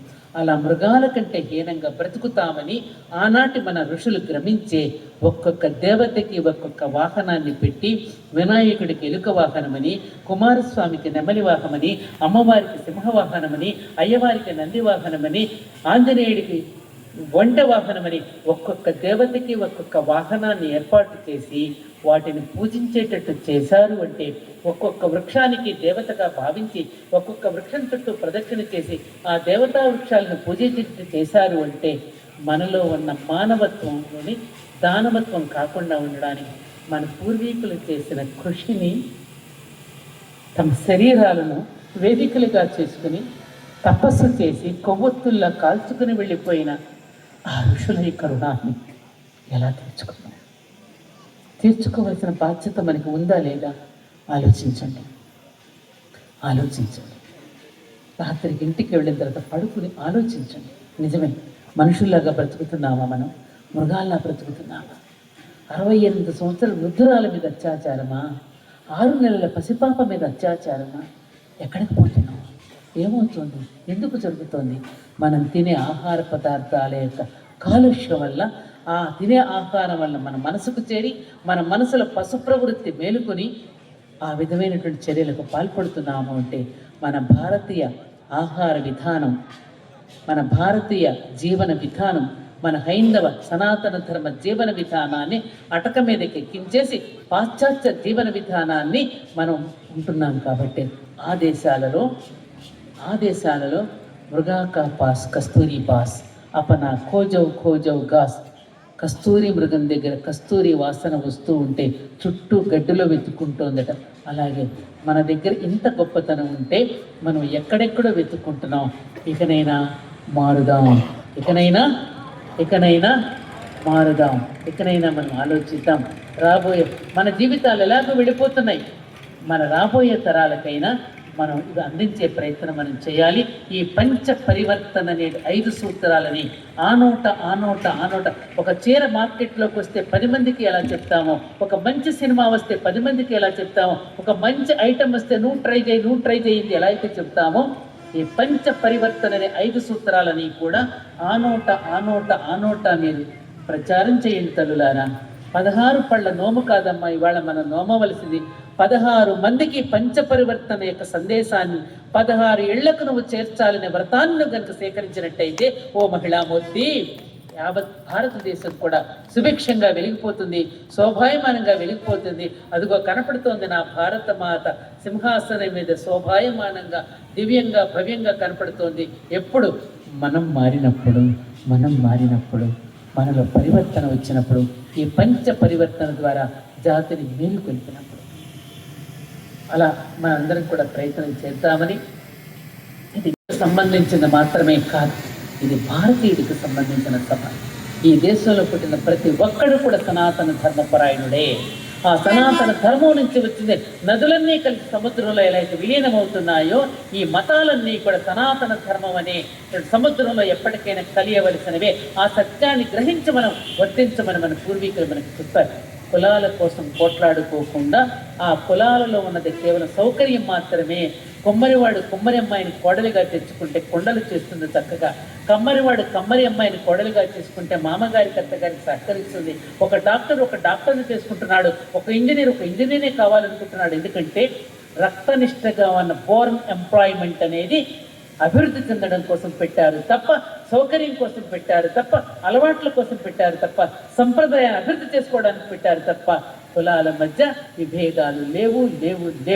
అటువంటివి మన గ్రామానికి, మన కరవదికి కనుక ఎవరైనా అటువంటి భావాలు పట్టుకొస్తే నేను కరుస్తాను, జాగ్రత్త, ఇది కరవదు, ఎప్పుడైనా మీరు కనుక చేస్తే మాత్రం కరుస్తాను అనేటువంటి భావనలో మీరు ఉండాలని మీ అందరికీ కూడా చేతులెత్తి నమస్కరించడమే కాదమ్మా, నా తల్లుల యొక్క పాదాలు స్పృశించి కొంగు సాచి మరీ నేను అర్పిస్తూ మీ అందరికీ నివేదన చేస్తున్నాను. భారత మాత అనుగ్రహం మనకి ఎప్పుడు ఉండాలని, సనాతన ధర్మం అనేటటువంటిది ప్రాచీనమైనటువంటిది, పాతది కాదు, ఇది శాశ్వతమైనటువంటి ధర్మం. సనాతన ధర్మం ఇది ఎవరు వ్రాసింది కాదు, ఎవరు ఏర్పాటు చేసింది కాదు, ఇది అపౌరుషేయము. కరవది నుండి పలానా ఒంగోలుకి కాలినడక ఎవరు ప్రారంభించారంటే మీరు చెప్పగలరా? లేదు. అలా ఈ సనాతన ధర్మాన్ని ఎవరు ఏర్పరిచారంటే మీరు చెప్పగలరా? చెప్పలేరు. అది సనాతనం, నిత్యనూతనము, అజరామరమైనటువంటిది సనాతన ధర్మం. దాని మీద అనేక చర్చలు జరుగుతున్నాయి. దాన్ని సరిగ్గా ఎవరు అర్థం చేసుకోలేకపోతున్నారు. సృష్టితో పాటు ఏర్పడింది. ప్రతి మనిషి కూడా పుట్టుకతోనే సనాతన ధర్మ పరాయణుడు. ఎవరికి వాడు ఒక గుడ్డ పీలిక తీసుకుని చీల్చి అన్వేషించి ఎవరి బ్యానర్ పేరు వాళ్ళు పెట్టుకున్నారు తప్ప యావత్ ప్రపంచమంతా మనది సనాతన ధర్మమే. ఈ మొత్తం యావత్ ప్రపంచాన్ని సార్వభౌముడి శ్రీరామచంద్రుడే పరిపాలించాడు. ఇప్పటికీ ప్రపంచం అంతా శ్రీరాముడు పరిపాలించిన చిహ్నాలన్నీ ఉన్నాయి. అటువంటి శ్రీరామచంద్రుడే జగత్ ప్రభువు, అటువంటి శ్రీరామచంద్రుడే సార్వభౌముడు. అటువంటి సార్వభౌముడైనటువంటి శ్రీరామచంద్రుడి సన్నిధానంలో ఈరోజు మనందరం కూడా ప్రజలు పోనాం. ఏమని చెప్పండి? నేను సనాతన ధర్మ పరాయణుడిని, భారతీయుడిని, 16 అణాల భారతీయుడిని, ఈ భూమి మీద చరిస్తూ అన్నీ అనుభవిస్తూ నేను జీవిస్తున్నాను. నా పూర్వీకులు నాకెంతో జ్ఞానాన్ని అందించారు. అటువంటి పూర్వీకుల రుణాన్ని తీర్చుకోవడానికి నేను మనిషిలానే కాదు, మనీషిలా జీవించడానికి ఈ రోజు నుండి నేను ప్రయత్నిస్తాను. అలాగే ఈ సందేశాన్ని నేను 10 మందికి చేర్చుతూ మా ఋషుల యొక్క రుణాన్ని నేను తీర్చుకుంటాను అని మీరందరూ కూడా శపథం పూని దానికి కంకణబద్ధులై మీరు ఉండాలని, ఆ ఉండడానికి కావలసిన మానసిక శక్తిని ఆ శ్రీరామచంద్రుడు, అక్కడ రామలింగేశ్వరుడు, ఈ గ్రామంలో ఉన్న దేవతలందరూ కూడా మీకు ప్రసాదించాలని నిండు మనసుతో నేను కోరుకుంటూ, సర్వమానవ సౌభ్రాతృత్వంతో ఉన్నటువంటి భారతీయుడిని ఎవరు ఏమీ చెయ్యలేదు. ఆ సోదరులకు కూడా త్వరలోనే కనువిప్పు కలిగి ఈ సనాతన ధర్మం అనేటటువంటి సముద్రంలో తప్పకుండా కలియవలసిన వాడేనని, అటువంటి కలయవడానికి కావలసిన అనుపానులన్నీ ప్రపంచవ్యాప్తంగా అప్పటికి ప్రారంభమైపోయాయి. వాళ్ళందరూ కూడా కనులు తెరుస్తున్నారు. సనాతన ధర్మాన్ని అడాప్ట్ చేసుకోవాలనేటటువంటి మోజులో వాళ్ళందరూ కూడా పడిపోతున్నారు. ఇస్కాన్ వాళ్ళు వెళుతున్నారు. ఎంతోమంది స్వామీజీలు ప్రపంచ దేశాలకు వెళుతూ ఉంటే ఆ దేశాలలో ఎన్నో దేవాలయాలు నిర్మిస్తున్నారు, ఎన్నో రకాల కట్టడాలు కడుతున్నారు, ఎన్నో ప్రపంచమంతా ఇవాళ యోగా క్లాసులు నడుపుతున్నారు. అంటే కారణం ఏమిటంటే ఇవాళ అందరికీ కనువిప్పు కలుగుతుంది. ఈ డబ్బు ఒక్కటే మనల్ని ఏమీ చెయ్యదు. వేదాలన్నీ కూడా పిండి వడపోస్తే ఒకటే ఏమిటది? వేదాల సారం ఒకటే. ఆత్మ విడిచిన దేహం అగ్నిహోత్రుడి పాలు, ఎదను కప్పిన వస్త్రం కాటికాపరి పాలు, కొడుకు పెట్టిన కొడు కాకుల పాలు, నీవు చేసిన ధర్మమే నీ పాలు, నీవు చేసిన ధర్మమే నీ పాలు. ఇది ఒక్కటే నిజమైనటువంటి శాశ్వతమైన సత్యము. ఎవరికైనా ఏ మతస్థుడికైనా ఏ సంప్రదాయకుడికైనా ఆఖరికి ఇదే. కాబట్టి ఈ సత్యాన్ని మనం వంట పట్టించుకుంటూ ముందుకు పోదామని ఈనాడు చలిలో కూడా మీరు కూర్చుని ఇంతసేపు నేను చెప్పినటువంటి మాటలు శ్రద్ధగా విని మీరు స్పందించినందుకు, ఏదైనా నేను తప్పు మాట్లాడితే తప్పు నాది, నేనేదైనా సరైనటువంటి సత్యాన్ని మాట్లాడితే అది నా గురుదేవులు కంచి పరమాచార్య చంద్రశేఖరేంద్ర సరస్వతి స్వామి వారిదే. ఇదం నమమ, ఇది నాది కాదు.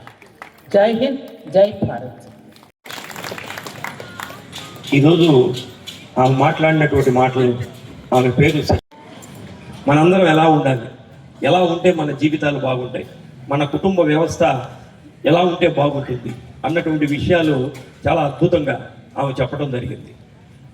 గరికపాటి నరసింహారావు గారిని మళ్ళీ ఈ సంవత్సరం కూడా పిలిపించవచ్చు, కానీ ఈ అంశం మీద మాట్లాడంటే ఒక మహిళామూర్తి మాట్లాడితేనే బాగుంటుందన్న ఉద్దేశంతో వారిని ఎంపిక చేసి ఈరోజు ఇక్కడికి తీసుకురావడం జరిగింది.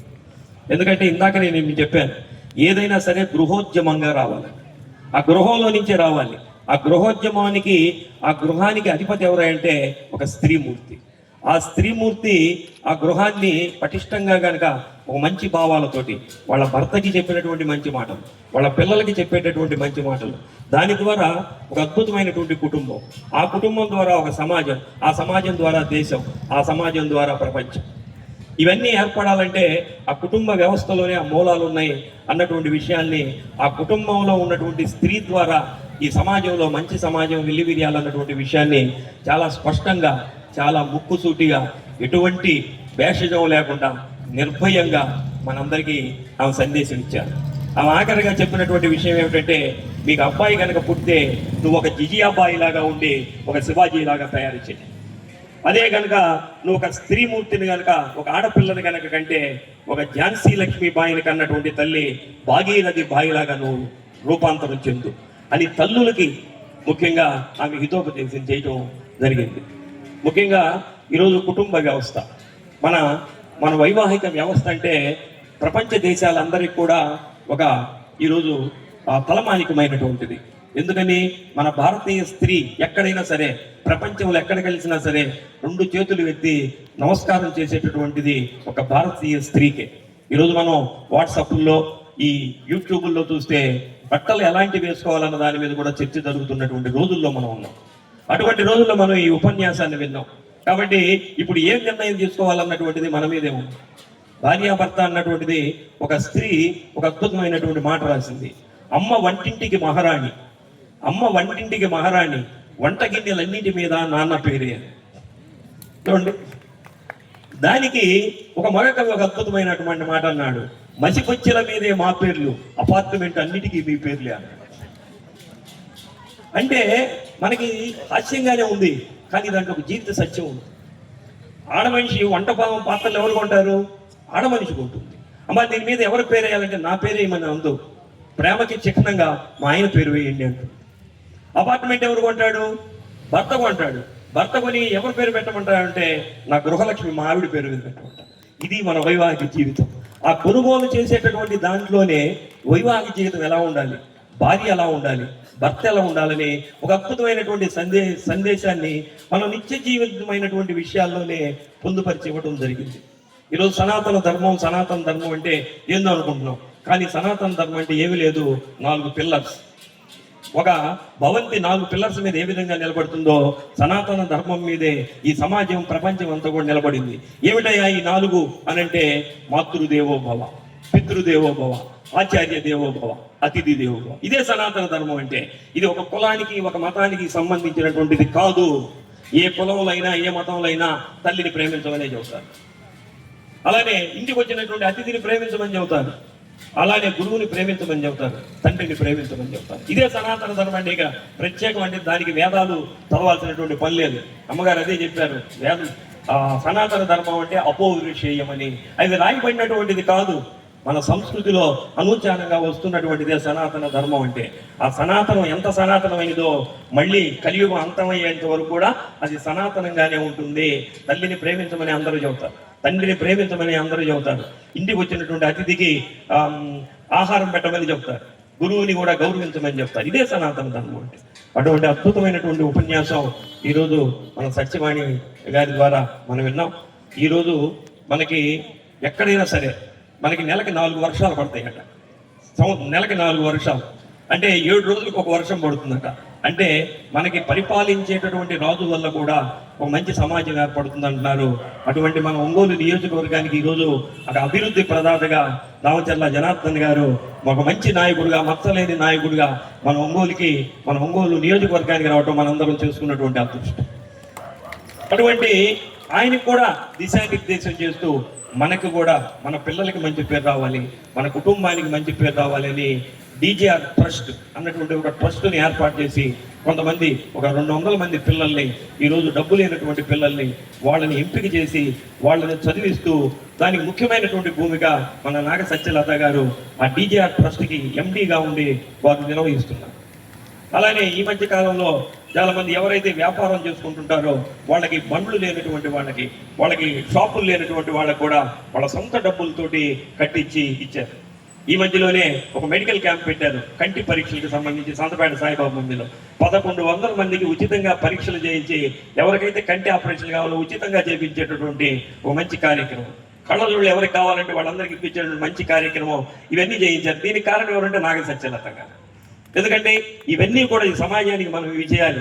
మీ రాజకీయాలు మీకుంటాయి, కానీ సమాజానికి ఏం కావాలి? ఒక తల్లిగా నేను అందరిని చూస్తూ ఉంటాను.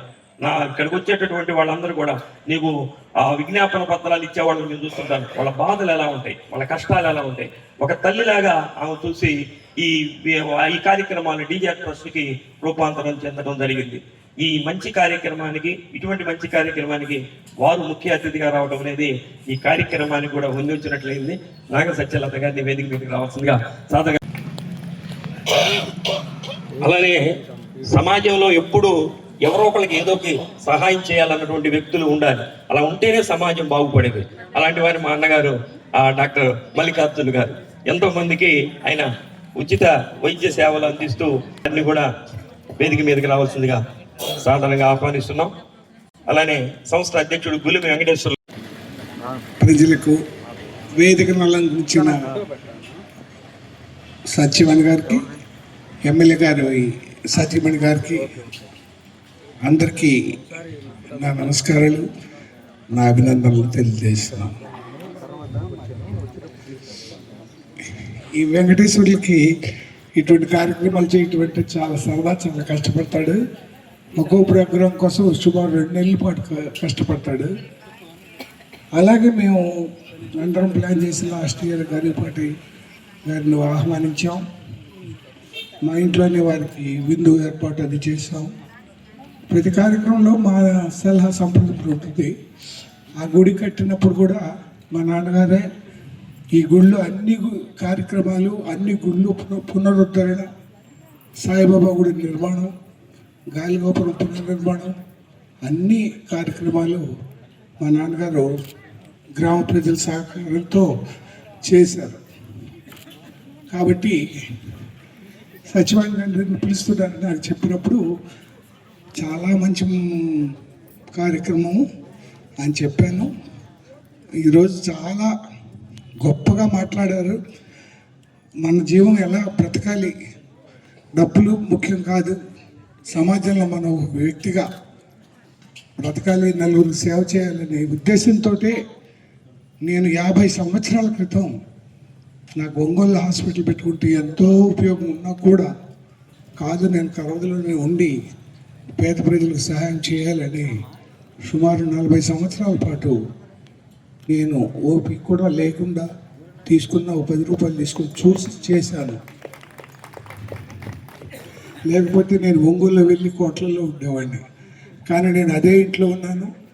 50 సంవత్సరాలు, ఇది 50 సంవత్సరం నేను చేయటం నాకు చాలా సంతోషంగా ఉంది. ఇట్లా నా వంతు ప్రజలకు అమ్మగారు చెప్పింది అదే.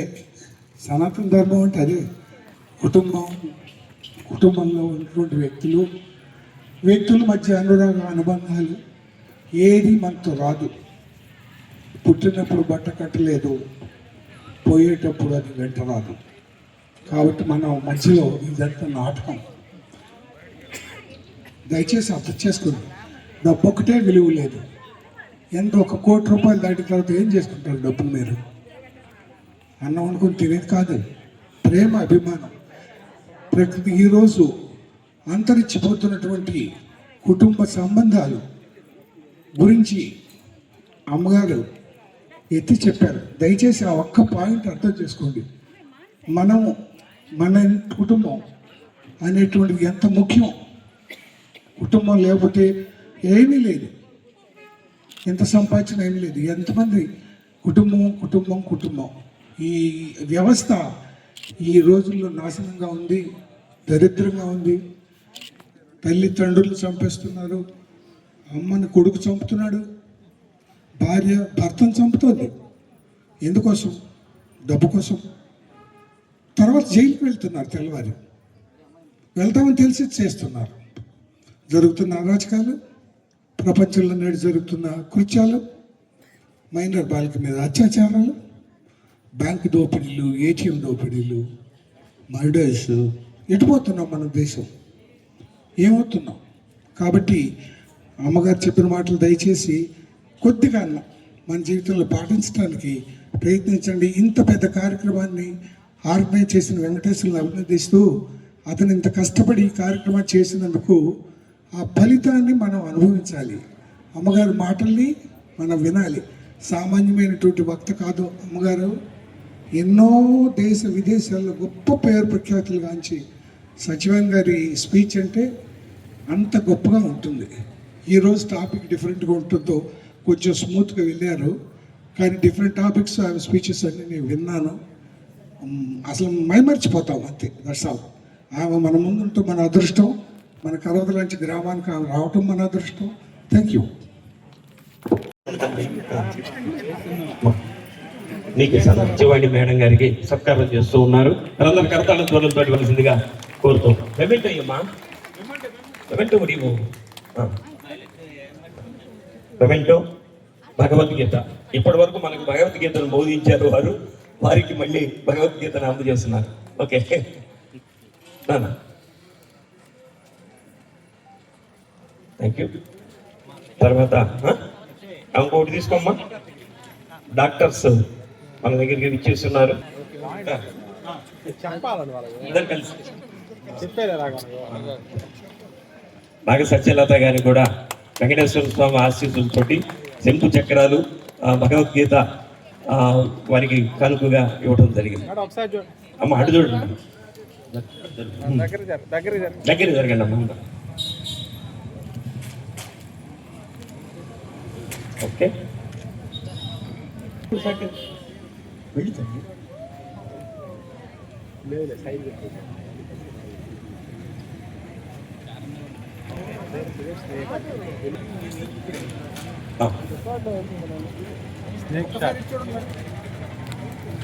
ఓకే.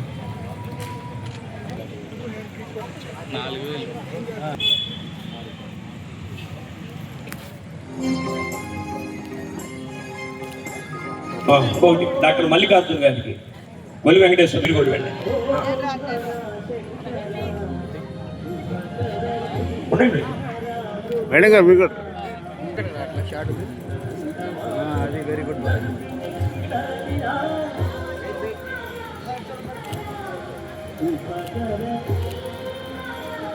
అలానే ఈరోజు సత్యవాణి గారిని ఇక్కడికి తీసుకొచ్చి ఈ కార్యక్రమాన్ని అద్భుతంగా రూపొంది మా పెద్దవాడు వెంకటేశ్వరులు గారికి కూడా తిరు సత్కారం. రండి.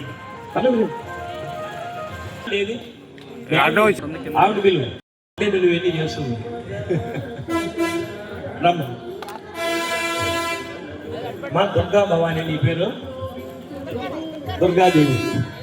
మెమెంట్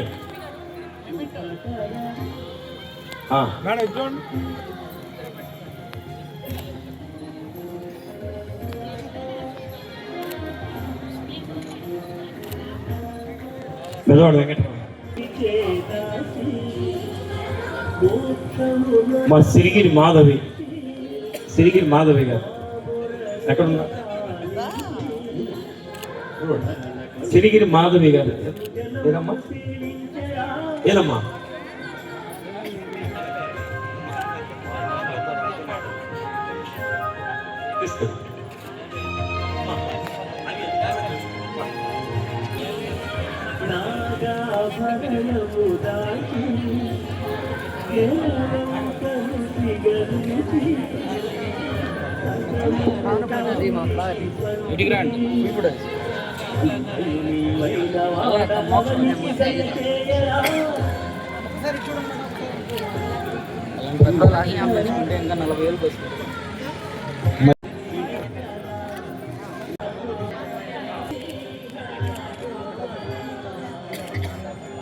శ్రీనివాసులు గారికి అమ్మ పొన్నూరి శ్రీనివాసులు గారు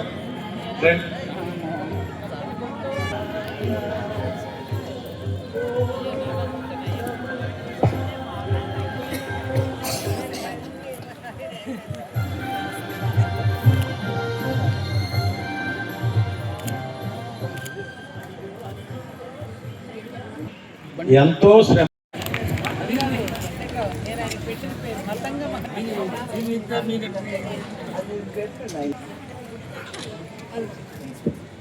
తిరిగి నాగేశ్వరరావు గారి రెండో అమ్మాయిని. నేను యుఎస్లో ఉంటాను, బట్ పండగకి వచ్చాను. నాకు 2 విన్నపాలు ఉన్నాయి ఈ గ్రామ పెద్దలందరికీ. మన ఊర్లోనే పుట్టి 100 ఏళ్ళు క్రితం జన్మించి పద్మశ్రీ అవార్డు అందుకొని నాగేశ్వరంలో చాలా చేయవలసిన పనులన్నీ చేసి మన ఊరు నుంచి శ్రీరంగం వెళ్ళి శ్రీరంగంలో సెటిల్ అయ్యి 80s అంటే 80లోనే పద్మశ్రీ అవార్డు అందుకున్న శ్రీ షేక్ చిన్నమౌలన్న గారు ఈ గ్రామ వాస్తవ్యులు. వారి మనవాళ్ళు ఇద్దరు కూడా కేంద్ర స్థాయిలో కేంద్ర సాహిత్య అకాడమీ అవార్డు తీసుకొని అయోధ్యలో రామప్ప గుడిలో కూడా వాళ్ళు నాగస్వరం వాయించడానికి వెళ్ళిన గొప్ప విద్వాంసులు. వాళ్ళు ఈ మధ్య సియాటల్ వచ్చారు, వాళ్ళు కలవటం జరిగింది. అత్తింట్లో ఎంత బాగున్నా పుట్టింటి వాళ్ళు ఇది చేయకపోతే వాళ్ళకి బాధ ఉంటుంది కదా. నాకు తెలిసి వాళ్ళకి ఈ ఊరి నుంచి ఎప్పుడు ఎలాంటి సన్మానం జరగలేదు. వాళ్ళు హిందువులు కాదు, ముస్లింలు అయింది కర్ణాటక సంగీతంలో పద్మశ్రీ అందుకోవటం అంటే చాలా చిన్న విషయం కాదు, చాలా పెద్ద విషయం. సో ఈ గ్రామ పెద్దలందరికీ ఈ 4 గుళ్ళల్లో ఉన్న ఆలయ ధర్మకర్తలకి మీ అందరికీ విన్నపం ఏంటి అంటే, లాస్ట్ ఇయరే వాళ్ళకి 100వ సంవత్సరం జరిగింది. 100 సంవత్సరాల క్రితం ఆయన జన్మించారు. కనీసం ఈ సంవత్సరమైనా ఏప్రిల్ మేలో ఆయన జన్మదినము వెళ్ళిపోయిన దినాలు ఉన్నాయన్నమాట. సో వాళ్ళకి పెద్ద ఎత్తున మౌలానా గారికి ఒక విగ్రహం పెట్టించి వాళ్ళకి సన్మానం చేస్తే బాగుంటుంది అనేది నా తరఫున, ఈ ఊరి నుంచి యుఎస్లో సెటిల్ అయిన ఎన్ఆర్ఐస్ అందరి తరఫున ఒక పెద్ద విన్నపం. సో దీన్ని అందరూ ఆలోచించండి. తప్పకుండా ఆలోచించి నెక్స్ట్ ఇయర్లో నాకు తెలుసు డాక్టర్ గారి బంధువులు కూడా థియేటర్లో వాళ్ళతో టచ్లో ఉంటారు. వాళ్ళ ప్రోగ్రామ్స్ అన్నీ అక్కడ వాళ్ళకి హెల్ప్ చేస్తూ ఉంటారు. ఈ మధ్య నేను వాళ్ళు కలవటం జరిగింది. మన కరవది నుంచి అంత సపోర్ట్ లేదమ్మా, ఎవరు పట్టించుకోరు అంటే చాలా బాధేసింది అనమాట. సో కళలు అనేవి మన పిల్లలకి నెక్స్ట్ తరాల వాళ్ళకి అందించాలంటే మన ఊర్లలో మనకి ఆదర్శంగా నిలిచిన వాళ్ళని ఒక్కసారి సన్మానించి చూపించాలి. సో మీరందరూ పెద్దలు ఆలోచిస్తారని, వాళ్ళకి సన్మాన కార్యక్రమం 1 సంవత్సరం లోపు ఎలాగోలో పెద్దగా ప్లాన్ చేస్తారని. గుడి ఎదురుగా అక్కడ అంకమ్మ గుడి ఉంది. ఆ అంకమ్మ గుడి దగ్గర చిన్న మౌలన్న గారికి విగ్రహం పెడితే బాగుంటుందనేది నా ఆలోచన. ఆలోచించండి. ఎన్ఆర్ఎస్ తరఫున ఎలాంటి ఫైనాన్షియల్ సపోర్ట్ ఉన్నా నేను చూసుకుంటాను. సో మీరందరూ ఆలోచించండి, ఒక పెద్ద సన్మాన కార్యక్రమం ఏర్పాటు చేద్దాం. రెండవ విన్నపం ఏంటంటే, మన పొలాల్లో చాలా ప్లాస్టిక్ చూస్తున్నాను నేను వచ్చినప్పుడు కూడా. సో నేను ఇక్కడ వైశ్యకు అందరితో మాట్లాడి ఒక 3 నెలలు కార్యాచరణ అంతా రూపొందించి ప్లాస్టిక్ని ఎలా నిర్మూలించాలి అనేది ఒక పథకం ప్రకారం ప్లాన్ చేశాను. కానీ సహకారం సరిగా అందలేదు నాకు. సో పెద్దలందరూ ఒకసారి ఆలోచించి ప్లాస్టిక్ని మన ఊరి నుంచి ఎలా తరిమి కొట్టాలి అనే దానిలో నా వంతు నేను హెల్ప్ చేయడానికి రెడీగా ఉన్నాను. కరెక్ట్గా 3 నెలలు మీరు నాకు హెల్ప్ చేస్తే ఈ ఊర్లో ప్లాస్టిక్ కాగితం లేకుండా చేస్తానని చెప్తున్నాను. సో మీరందరూ నాకు సహకరిస్తే తప్పకుండా ప్లాస్టిక్ని మన ఊరి నుంచి తరిమి కొడదాం.